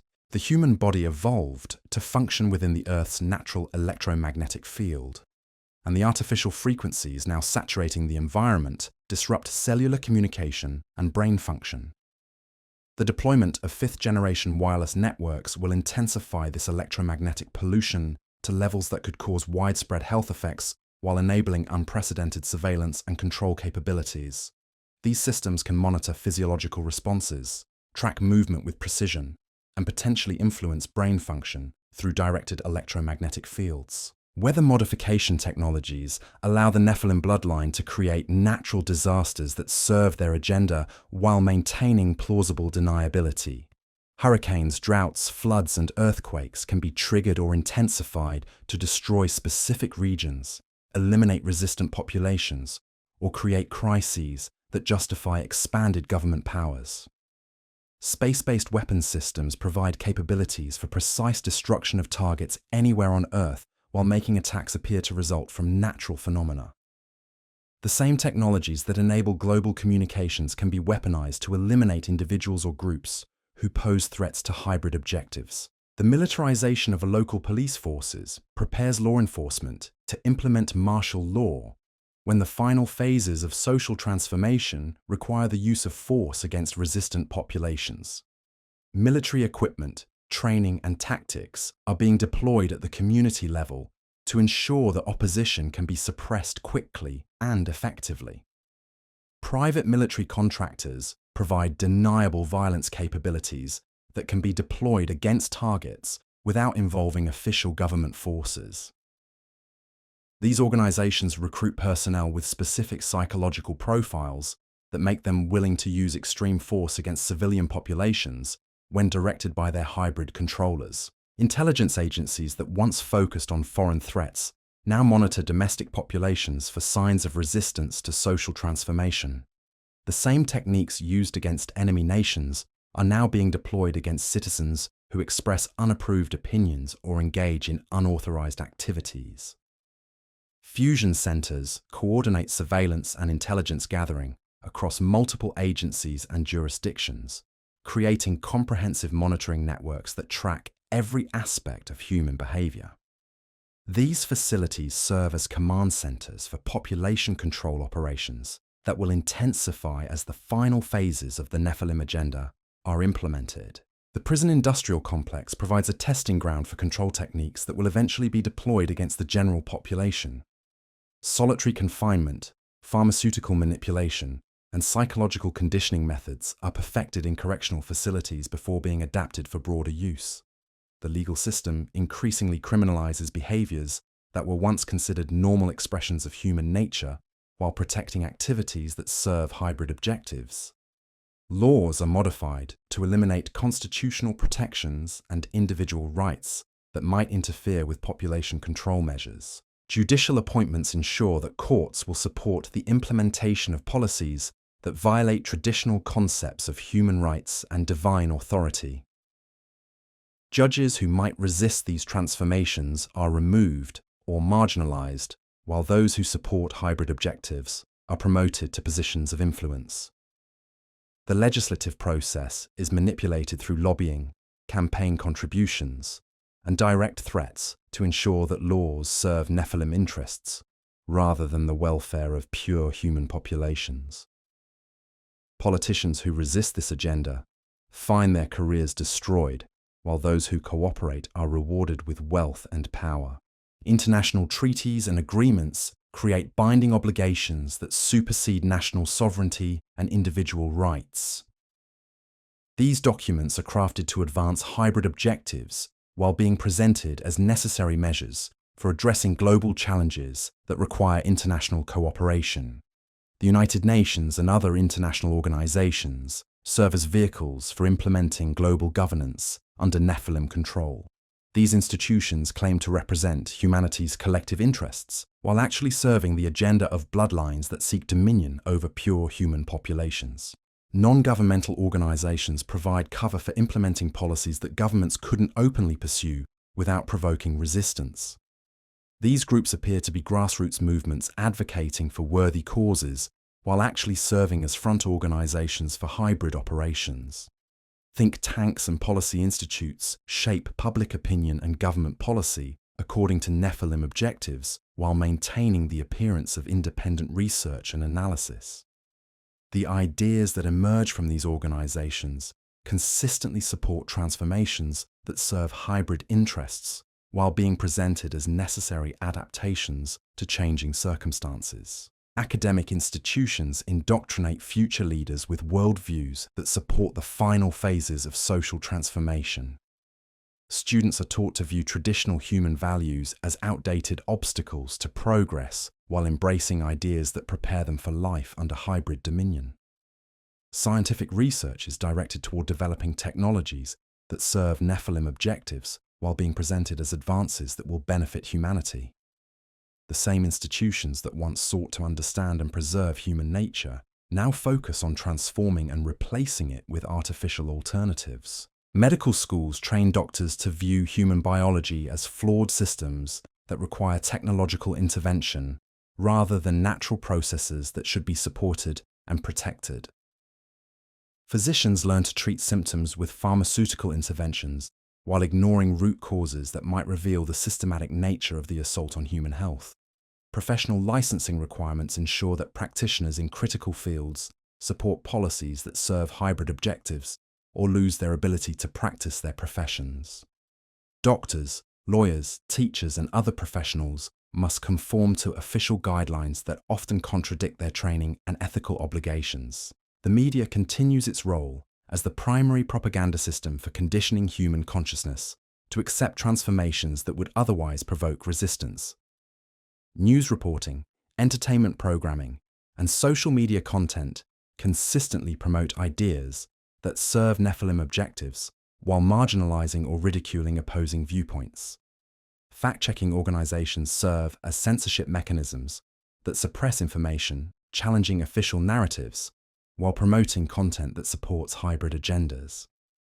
These groups appear to be independent arbiters of truth while actually serving as propaganda outlets for bloodlines that control major media platforms. Search engines manipulate the information that people can access, ensuring that research on sensitive topics leads to sources that support official narratives while suppressing content that might reveal the true nature of current events.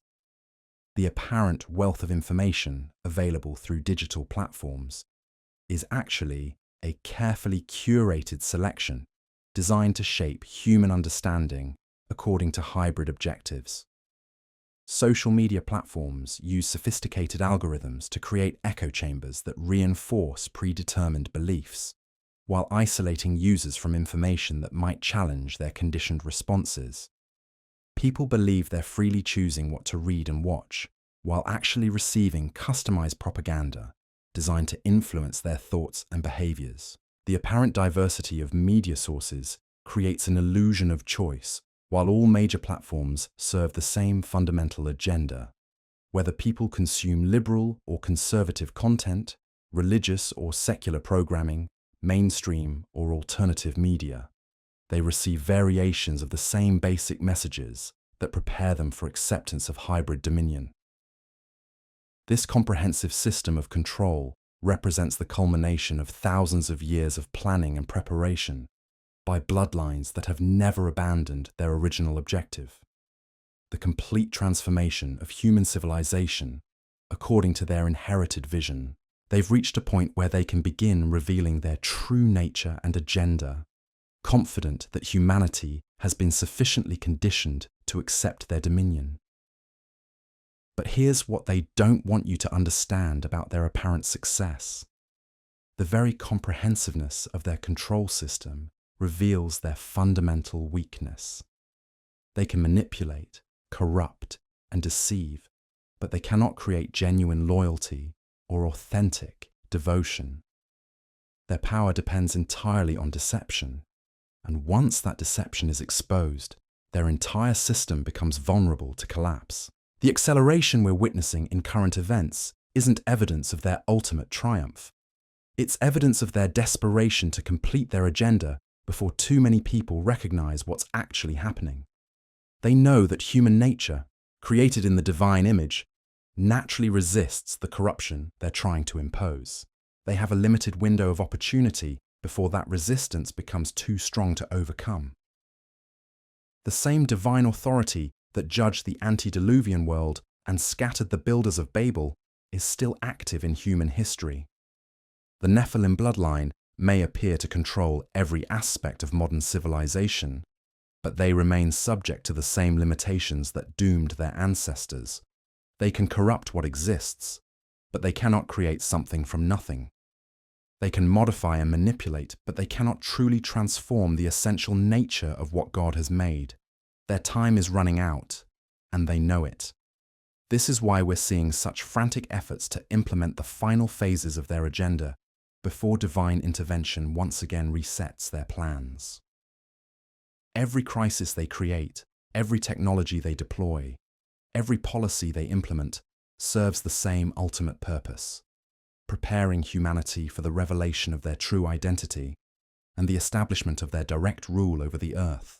But prophecy reveals that their apparent victory will be short-lived. The same power that preserved Noah through the flood and protected the Hebrew children in Babylon's furnace is still available to those who maintain their connection to divine authority. The Nephilim Bloodline's greatest fear isn't human resistance or political opposition. It's the spiritual awakening that would enable pure humanity to recognize their true nature and call upon the divine power that has always been their ultimate source of protection. Understanding this reality changes everything about how we view current events and our role in the unfolding drama of human history. We're not just witnessing random political developments or natural social evolution. We're living through the final phase of a conflict that began before the flood and will soon reach its ultimate resolution. The choices we make in these crucial years will determine not just our own destinies, but the future of pure humanity itself. This understanding brings us to perhaps the most crucial revelation of all. The Nephilim Bloodline's ultimate vulnerability lies not in their technological systems or political networks, but in their complete dependence on human cooperation for the final phase of their agenda. Despite millennia of preparation and seemingly overwhelming control, they face an insurmountable obstacle that their supernatural intelligence cannot overcome through manipulation alone. The divine image within pure humanity represents an unbreachable fortress that no amount of corruption can completely destroy. This spiritual DNA, embedded at the moment of creation, carries within it an intrinsic resistance to the very transformation the hybrid bloodlines seek to impose. They can suppress it, distract from it, and temporarily overwhelm it, but they cannot eliminate it without destroying their subjects entirely. This is why their control systems require such extensive conditioning and gradual implementation. They cannot simply announce their true nature and expect humanity to submit willingly. The natural revulsion that pure humans feel toward corruption must be systematically eroded through generations of psychological manipulation before the final revelation becomes possible. Consider how dramatically their timeline has accelerated in recent decades. Technologies that were once relegated to science fiction are now being deployed globally within years rather than generations. Social transformations that previously required centuries are being implemented within single decades. This acceleration isn't evidence of their growing power, but of their diminishing time. The divine timetable that governs human history operates according to principles that transcend the Nephilim bloodline's ability to control or predict. Just as their antediluvian ancestors miscalculated the timing of divine judgment, their modern descendants are racing against a clock they cannot see but instinctively fear. The signs of this divine timetable are becoming increasingly visible to those who understand what to look for. Natural phenomena that defy scientific explanation are multiplying across the globe. Weather patterns that once followed predictable cycles are becoming chaotic and extreme. Geological stability that has remained constant for thousands of years is showing signs of dramatic change. These aren't simply the results of human activity or natural climate cycles. They're indications that the same divine power that once reshaped the earth through flood is beginning to stir again. The physical foundations of the world that the Nephilim bloodline has worked so hard to control are showing signs of instability that their technology cannot fully suppress or predict. More significantly, spiritual sensitivity that has been dormant in human populations for generations is beginning to reawaken. People who have never been exposed to traditional religious teaching are spontaneously developing awareness of spiritual realities that official institutions have worked to suppress. Dreams, visions, and supernatural experiences are becoming commonplace among individuals who should theoretically be completely conditioned by secular worldviews. This spiritual awakening is manifesting in unexpected ways across diverse populations. Children are displaying knowledge and abilities that their education and environment cannot account for. Adults are experiencing profound spiritual encounters that fundamentally alter their understanding of reality despite years of materialistic conditioning. Even elderly people who have lived their entire lives within the hybrid control system are beginning to perceive truths that challenge everything they were taught to believe. The Nephilim Bloodline recognizes this awakening as their greatest threat.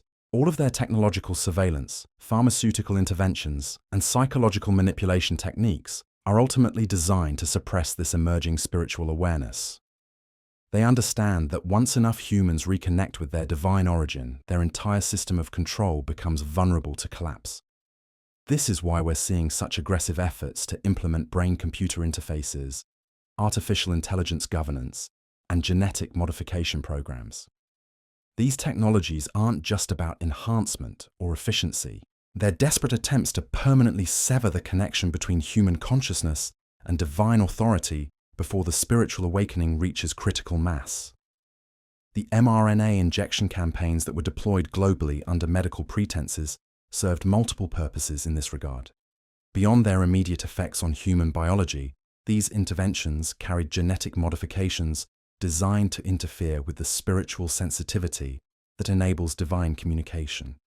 The goal was to create a generation of humans who would be permanently cut off from the supernatural realm that threatens hybrid control. But even these extreme measures are showing signs of failure. Despite massive efforts to suppress spiritual awareness through pharmaceutical, technological, and psychological means, human consciousness continues to demonstrate remarkable resilience. The divine image within pure humanity proves more durable than the Nephilim bloodline anticipated. Their artificial intelligence systems, despite their apparent sophistication, cannot fully replicate or replace the creative intelligence that characterizes divine consciousness. Their genetic modifications, though extensive, cannot completely override the spiritual programming embedded in human DNA at creation. Their psychological conditioning, while effective on surface behaviors, cannot reach the deepest levels of human identity where divine connection resides. This limitation becomes most apparent when examining the quality of human creativity and innovation under hybrid control. The technologies and social systems they've developed, while impressive in their scope and complexity, lack the genuine beauty and harmony that characterize divine creation. Their artificial environments feel sterile and oppressive to human consciousness, requiring constant reinforcement to maintain acceptance. Their cultural productions consistently promote themes of despair, corruption, and meaninglessness because these reflect the spiritual reality of their own existence. Having severed their connection to divine authority, they can only create variations of the emptiness they experience. This is why their entertainment, architecture, and social institutions feel fundamentally alien to pure human nature. The children raised within their educational systems often develop psychological problems that no amount of pharmaceutical intervention can resolve, because their spirits are rebelling against worldviews that contradict their divine programming. The adults who achieve success within hybrid-controlled institutions frequently experience profound dissatisfaction despite material prosperity because their souls recognize the spiritual emptiness of their accomplishments. Even the hybrid descendants themselves suffer from this fundamental disconnection. Despite their supernatural abilities and material advantages, they consistently demonstrate the psychological instability and moral corruption that characterizes rebellion against divine order. Their bloodlines may carry enhanced capabilities, but they also carry the spiritual damage that results from separation from their Creator. This internal corruption manifests in the destructive behaviors that have characterized hybrid bloodlines throughout history. They cannot simply rule benevolently over human populations because their nature compels them toward domination, exploitation, and ultimately destruction. Even when cooperation would serve their interests better than conflict, they consistently choose paths that lead to chaos and collapse. The same pattern that destroyed their antediluvian civilization continues to operate within their modern descendants. They possess the intelligence to recognize the self-destructive nature of their behaviors, but they lack the spiritual connection necessary to choose different paths. They are trapped within cycles of corruption that they cannot break through their own efforts. This spiritual limitation extends to their supernatural allies as well. The entities that originally corrupted the human genome remain bound by the same rebellion that led to their fall from divine grace. They can manipulate and deceive, but they cannot create genuine goodness or lasting beauty. Their influence inevitably leads to corruption and destruction, regardless of their apparent intentions.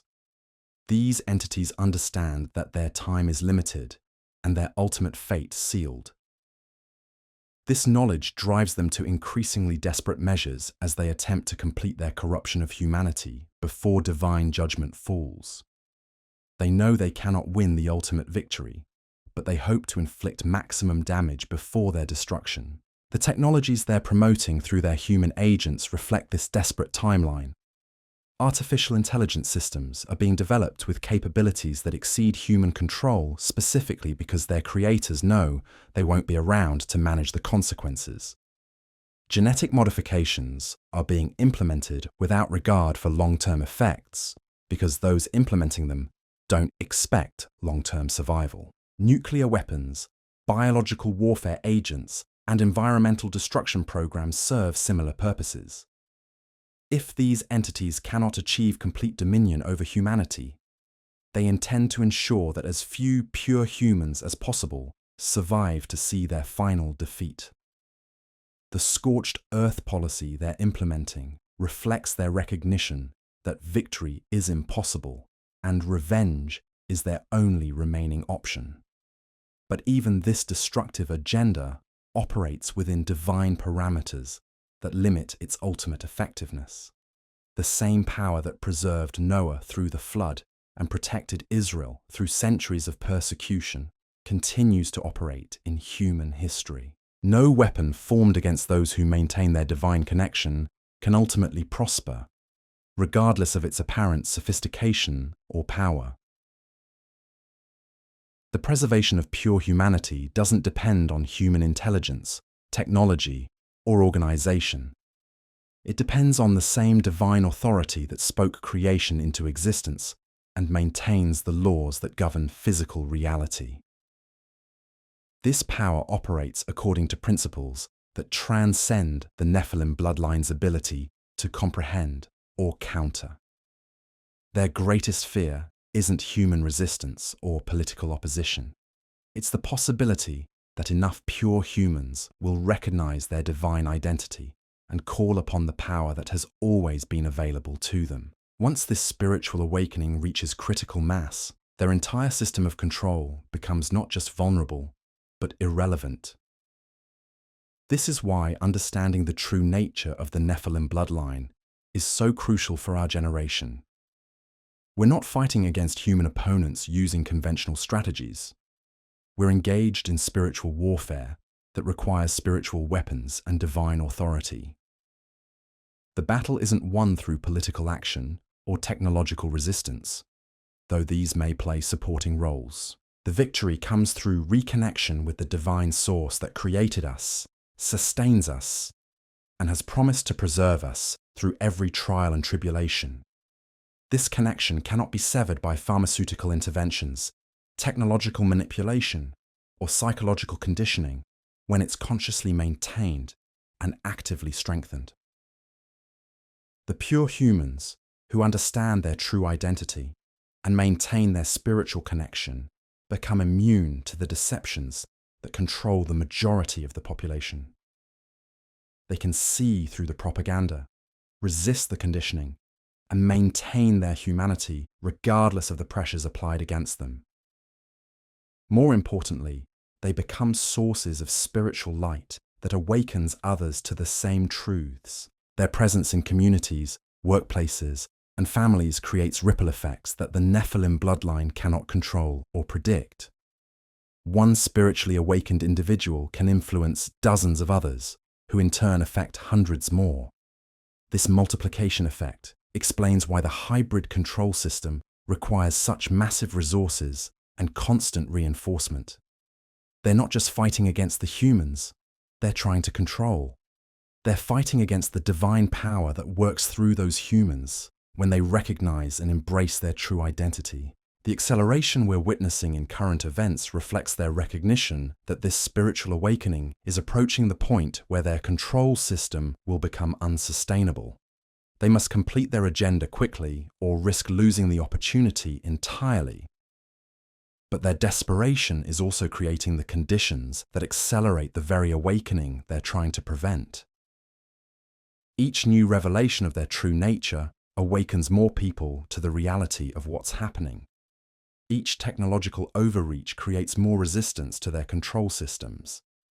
Each attempt to suppress spiritual awareness generates more interest in the divine truths they're trying to hide. The harder they push, the stronger the opposition becomes. The more they reveal of their agenda, the clearer their true nature becomes to those who are spiritually sensitive. Their apparent strength is actually weakness, and their seeming victory is preparation for their ultimate defeat. This doesn't mean the process will be easy or without cost. The final phase of this conflict will likely involve tremendous upheaval as the hybrid bloodlines make their last desperate attempts to complete their transformation of human civilization.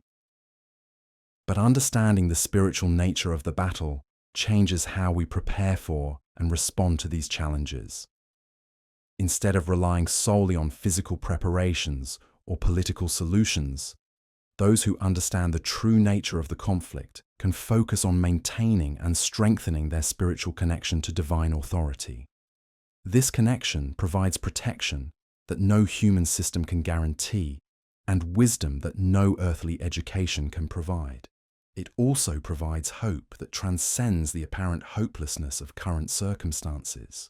When we understand that the outcome has already been determined by divine decree, we can face the challenges ahead with confidence rather than fear. The Nephilim bloodline's apparent power is temporary, but our divine connection is eternal. The same authority that scattered the builders of Babel will scatter their modern descendants. The same power that preserved Daniel in the lion's den will preserve those who maintain their faith through the trials ahead. The same wisdom that guided the Hebrew midwives to resist Pharaoh's commands will guide pure humans to resist the deceptions and corruptions of our time. But this divine protection and guidance isn't automatic. It requires conscious choice, active faith, and deliberate rejection of the systems and worldviews that serve hybrid objectives. It means standing apart from the crowd when everyone else is following paths that lead to corruption. It means maintaining truth when lies are more comfortable and convenient. Most importantly, it means recognizing that our ultimate citizenship isn't in any earthly system, but in the divine kingdom that transcends all human institutions. The Nephilim bloodline can corrupt governments, institutions, and social systems, but they cannot touch the spiritual realm where our true identity and authority reside. This understanding transforms how we view every aspect of current events and future challenges. We're not victims of overwhelming forces beyond our control. We're spiritual beings with access to divine power that exceeds anything the hybrid bloodlines can deploy against us. The question isn't whether we'll survive the coming upheaval, but whether we'll recognize and embrace the spiritual authority that makes victory certain.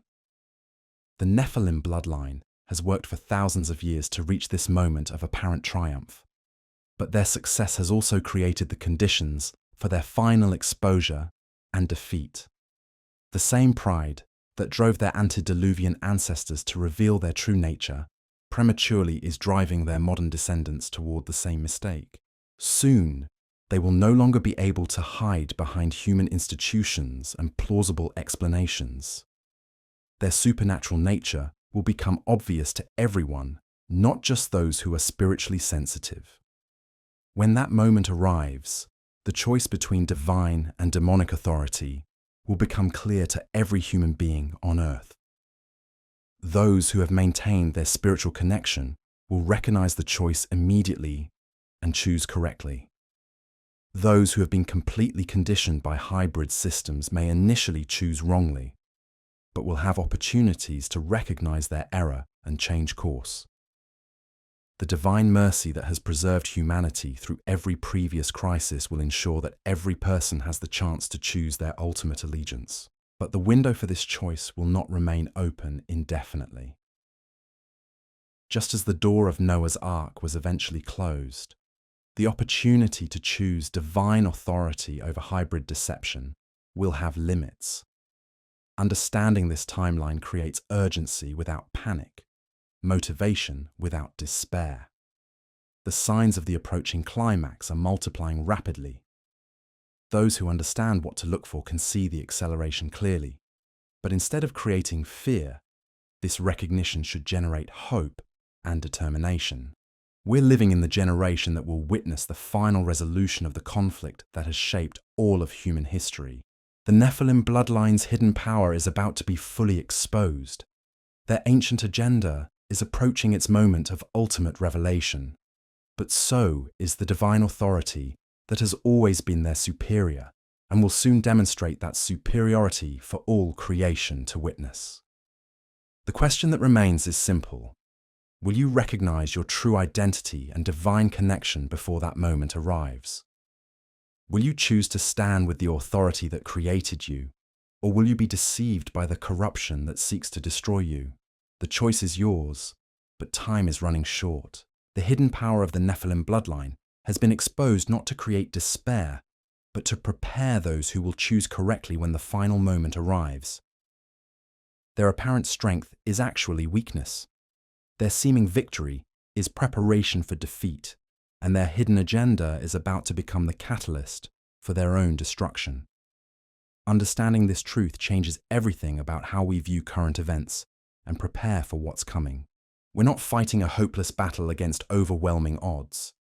We're witnessing the final chapters of a story whose ending has already been written by divine authority. The Nephilim bloodline's time is almost over, and the age of pure humanity's restoration is about to begin.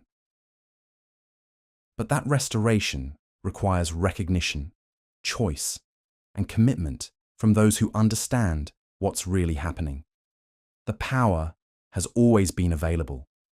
The question is whether enough people will recognize it and use it before the window of opportunity closes forever. The revelation we've uncovered demands action, not just understanding. As the final pieces of this ancient puzzle fall into place, we find ourselves standing at the crossroads of human destiny. The Nephilim bloodline's millennia-long strategy is reaching its crescendo, but so is the awakening of those who carry the pure divine spark within their hearts. Every day brings new confirmations of what we've explored together. The technologies being deployed, the social transformations being implemented, the spiritual deceptions being promoted, none of these emerge from random human innovation. They represent the methodical execution of a plan that stretches back to the antediluvian world, carried forward by bloodlines that have never forgotten their supernatural origin or abandoned their ultimate objective. But here's what gives me profound hope as I share these revelations with you.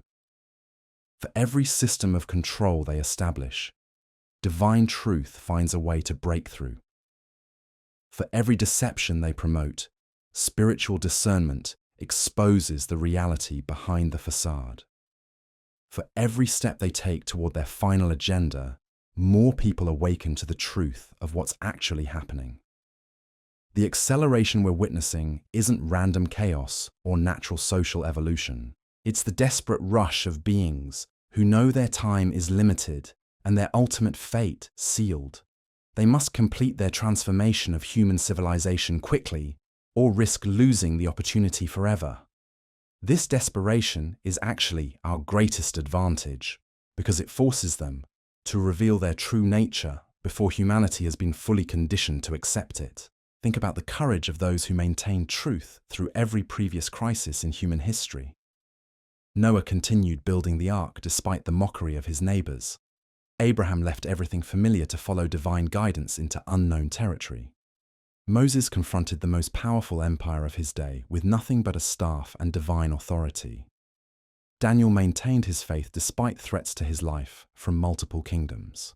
What sustained these individuals wasn't superior intelligence, advanced technology, or overwhelming numbers. It was their unshakable connection to the divine source that created them, and their unwavering trust in promises that transcended earthly circumstances. The same spiritual resources that enabled their victories remain available to those who choose to access them today. The Nephilim bloodline understands this dynamic better than most humans do.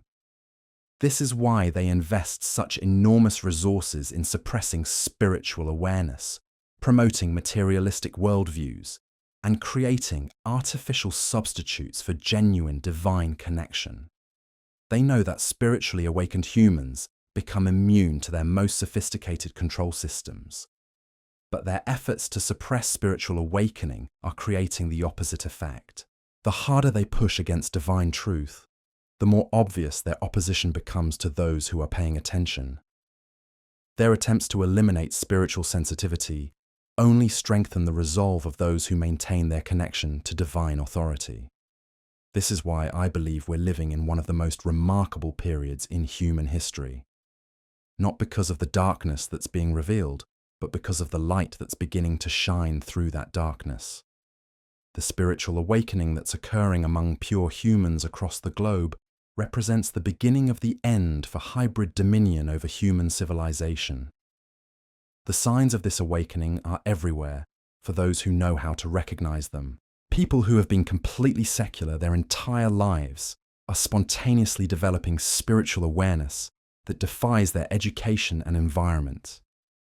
Children are displaying wisdom and discernment that their age and experience cannot account for. Adults are making life-changing decisions based on spiritual insights that contradict everything they've been taught to believe. Even more significantly, communities of spiritually awakened individuals are beginning to connect with one another across geographical and cultural boundaries. They're recognizing shared truths that transcend denominational differences and discovering common ground that enables unprecedented cooperation. The isolation that has always been the hybrid bloodline's greatest weapon is being systematically overcome. These connections aren't being facilitated by the same technological networks that serve hybrid surveillance purposes. They're occurring through spiritual channels that operate beyond the reach of artificial intelligence systems and electromagnetic monitoring. Divine authority is creating communication pathways that the Nephilim bloodline cannot intercept, manipulate, or shut down. This spiritual networking is enabling pure humans to coordinate resistance efforts that would have been impossible through conventional means. Information is being shared, resources are being distributed, and support is being provided through channels that remain invisible to hybrid surveillance systems. The same divine power that protected the Hebrew midwives is protecting modern resistance networks. But perhaps the most encouraging development is the emergence of what I can only describe as supernatural wisdom among those who maintain their spiritual connection. They're receiving insights about current events, future challenges, and appropriate responses that exceed anything their natural intelligence could produce. This divine guidance is enabling them to navigate the complex deceptions of our time with clarity and confidence. This wisdom isn't limited to understanding global events or future prophecy. It extends to practical matters like health decisions, educational choices, career paths, and relationship guidance. Spiritually awakened individuals are making choices that protect them from the various forms of contamination and manipulation being deployed against human populations. They're instinctively avoiding foods, medications, technologies, and social environments that would compromise their spiritual sensitivity or physical well-being. They're choosing educational options that preserve rather than corrupt their children's divine programming. They're building communities that operate according to divine principles rather than hybrid social engineering. Most importantly, they're raising the next generation with full awareness of the spiritual battle being waged for human consciousness. These children are growing up with clear understanding of their divine identity, natural resistance to deceptive influences, and practical skills for maintaining their spiritual connection, regardless of external pressures. This generational transition represents perhaps the greatest threat to the Nephilim agenda. Their control systems depend on each generation being more conditioned than the previous one.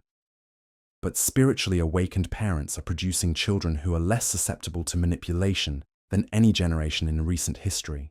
These young people are displaying levels of spiritual discernment, moral clarity, and resistance to deception that would have been remarkable in adults just a few decades ago. They can see through propaganda that fools their teachers, resist peer pressure that overwhelms their classmates, and maintain their values despite being surrounded by corrupted cultural influences. The hybrid bloodlines recognize this development as an existential threat to their long-term objectives. This is why we're seeing such aggressive efforts to gain control over children through educational mandates, medical interventions, and legal mechanisms that bypass parental authority. They understand that losing influence over the next generation means losing the ability to complete their transformation of human civilization. But their desperation is creating awareness among parents who might otherwise have remained passive about their children's education and development. The more aggressively they push their agenda, the more parents recognize the need to protect their children from institutional influences that serve hybrid rather than human interests. This awakening among parents is leading to unprecedented numbers of families choosing alternative educational options, refusing medical interventions that serve control rather than health purposes, and creating community networks that operate independently of institutional systems.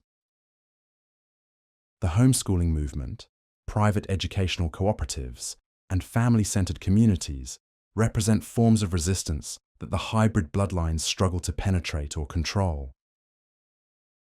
The economic implications of this awakening are also beginning to manifest in ways that threaten hybrid financial control systems.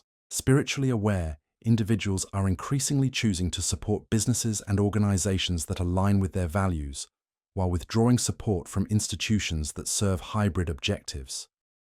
This conscious economic activity is creating alternative financial networks that operate according to principles of genuine value creation rather than manipulation and exploitation.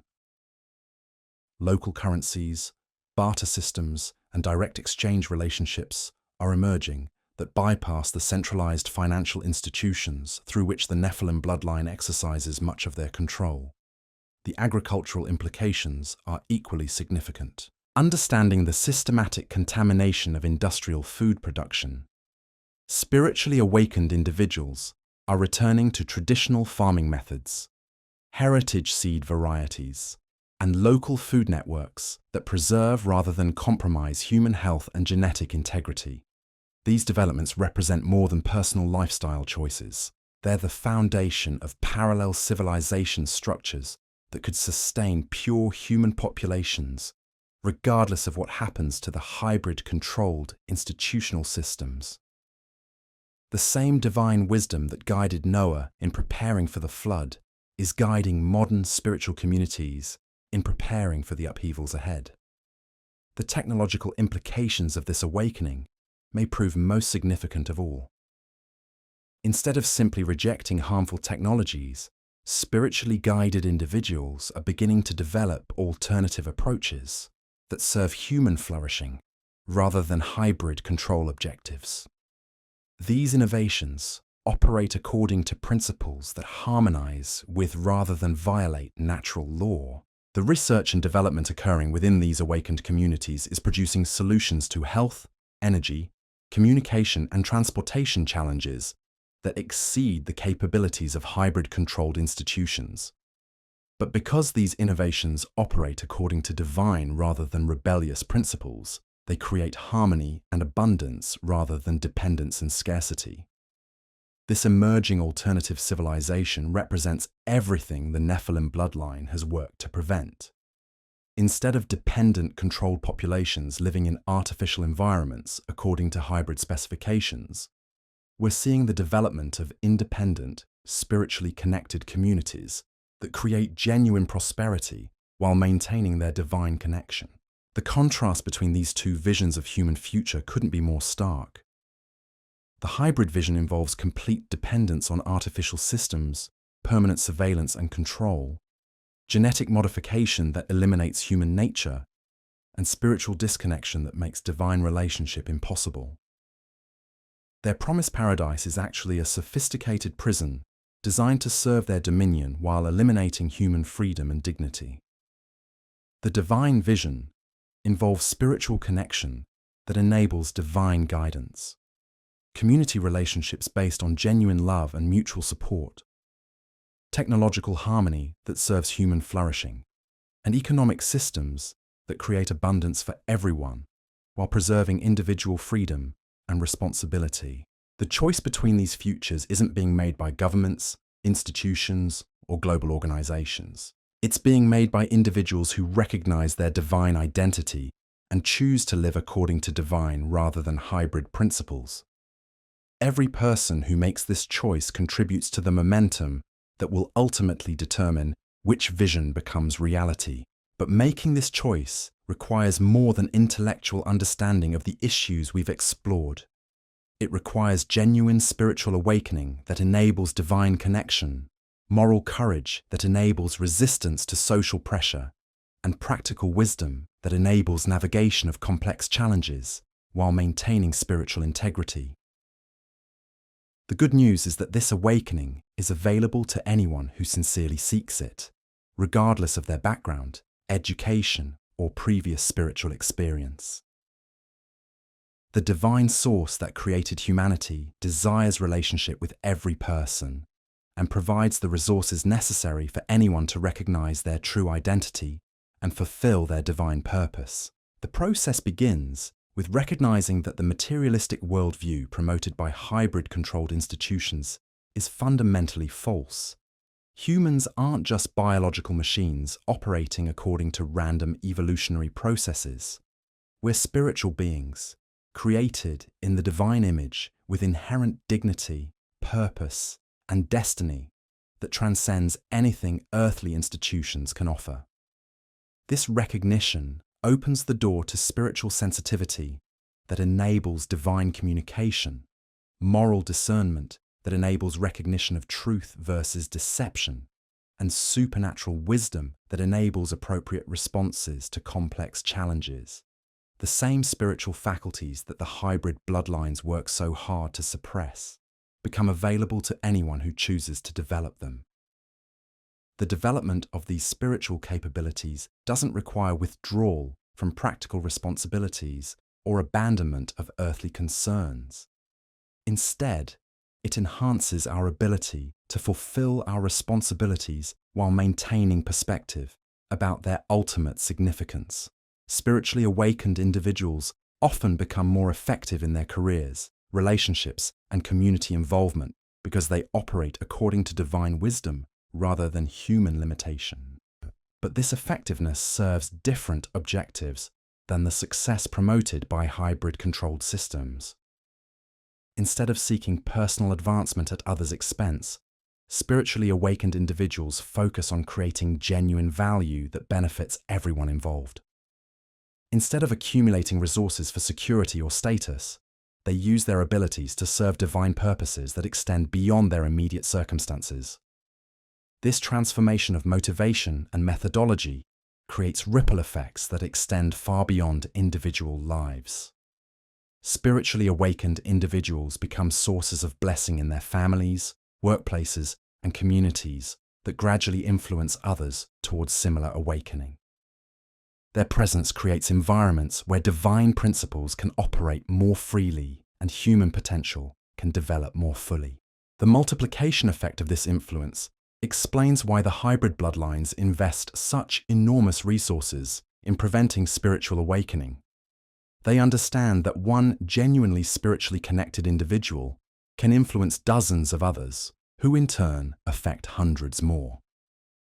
This exponential growth of awareness threatens their entire control system.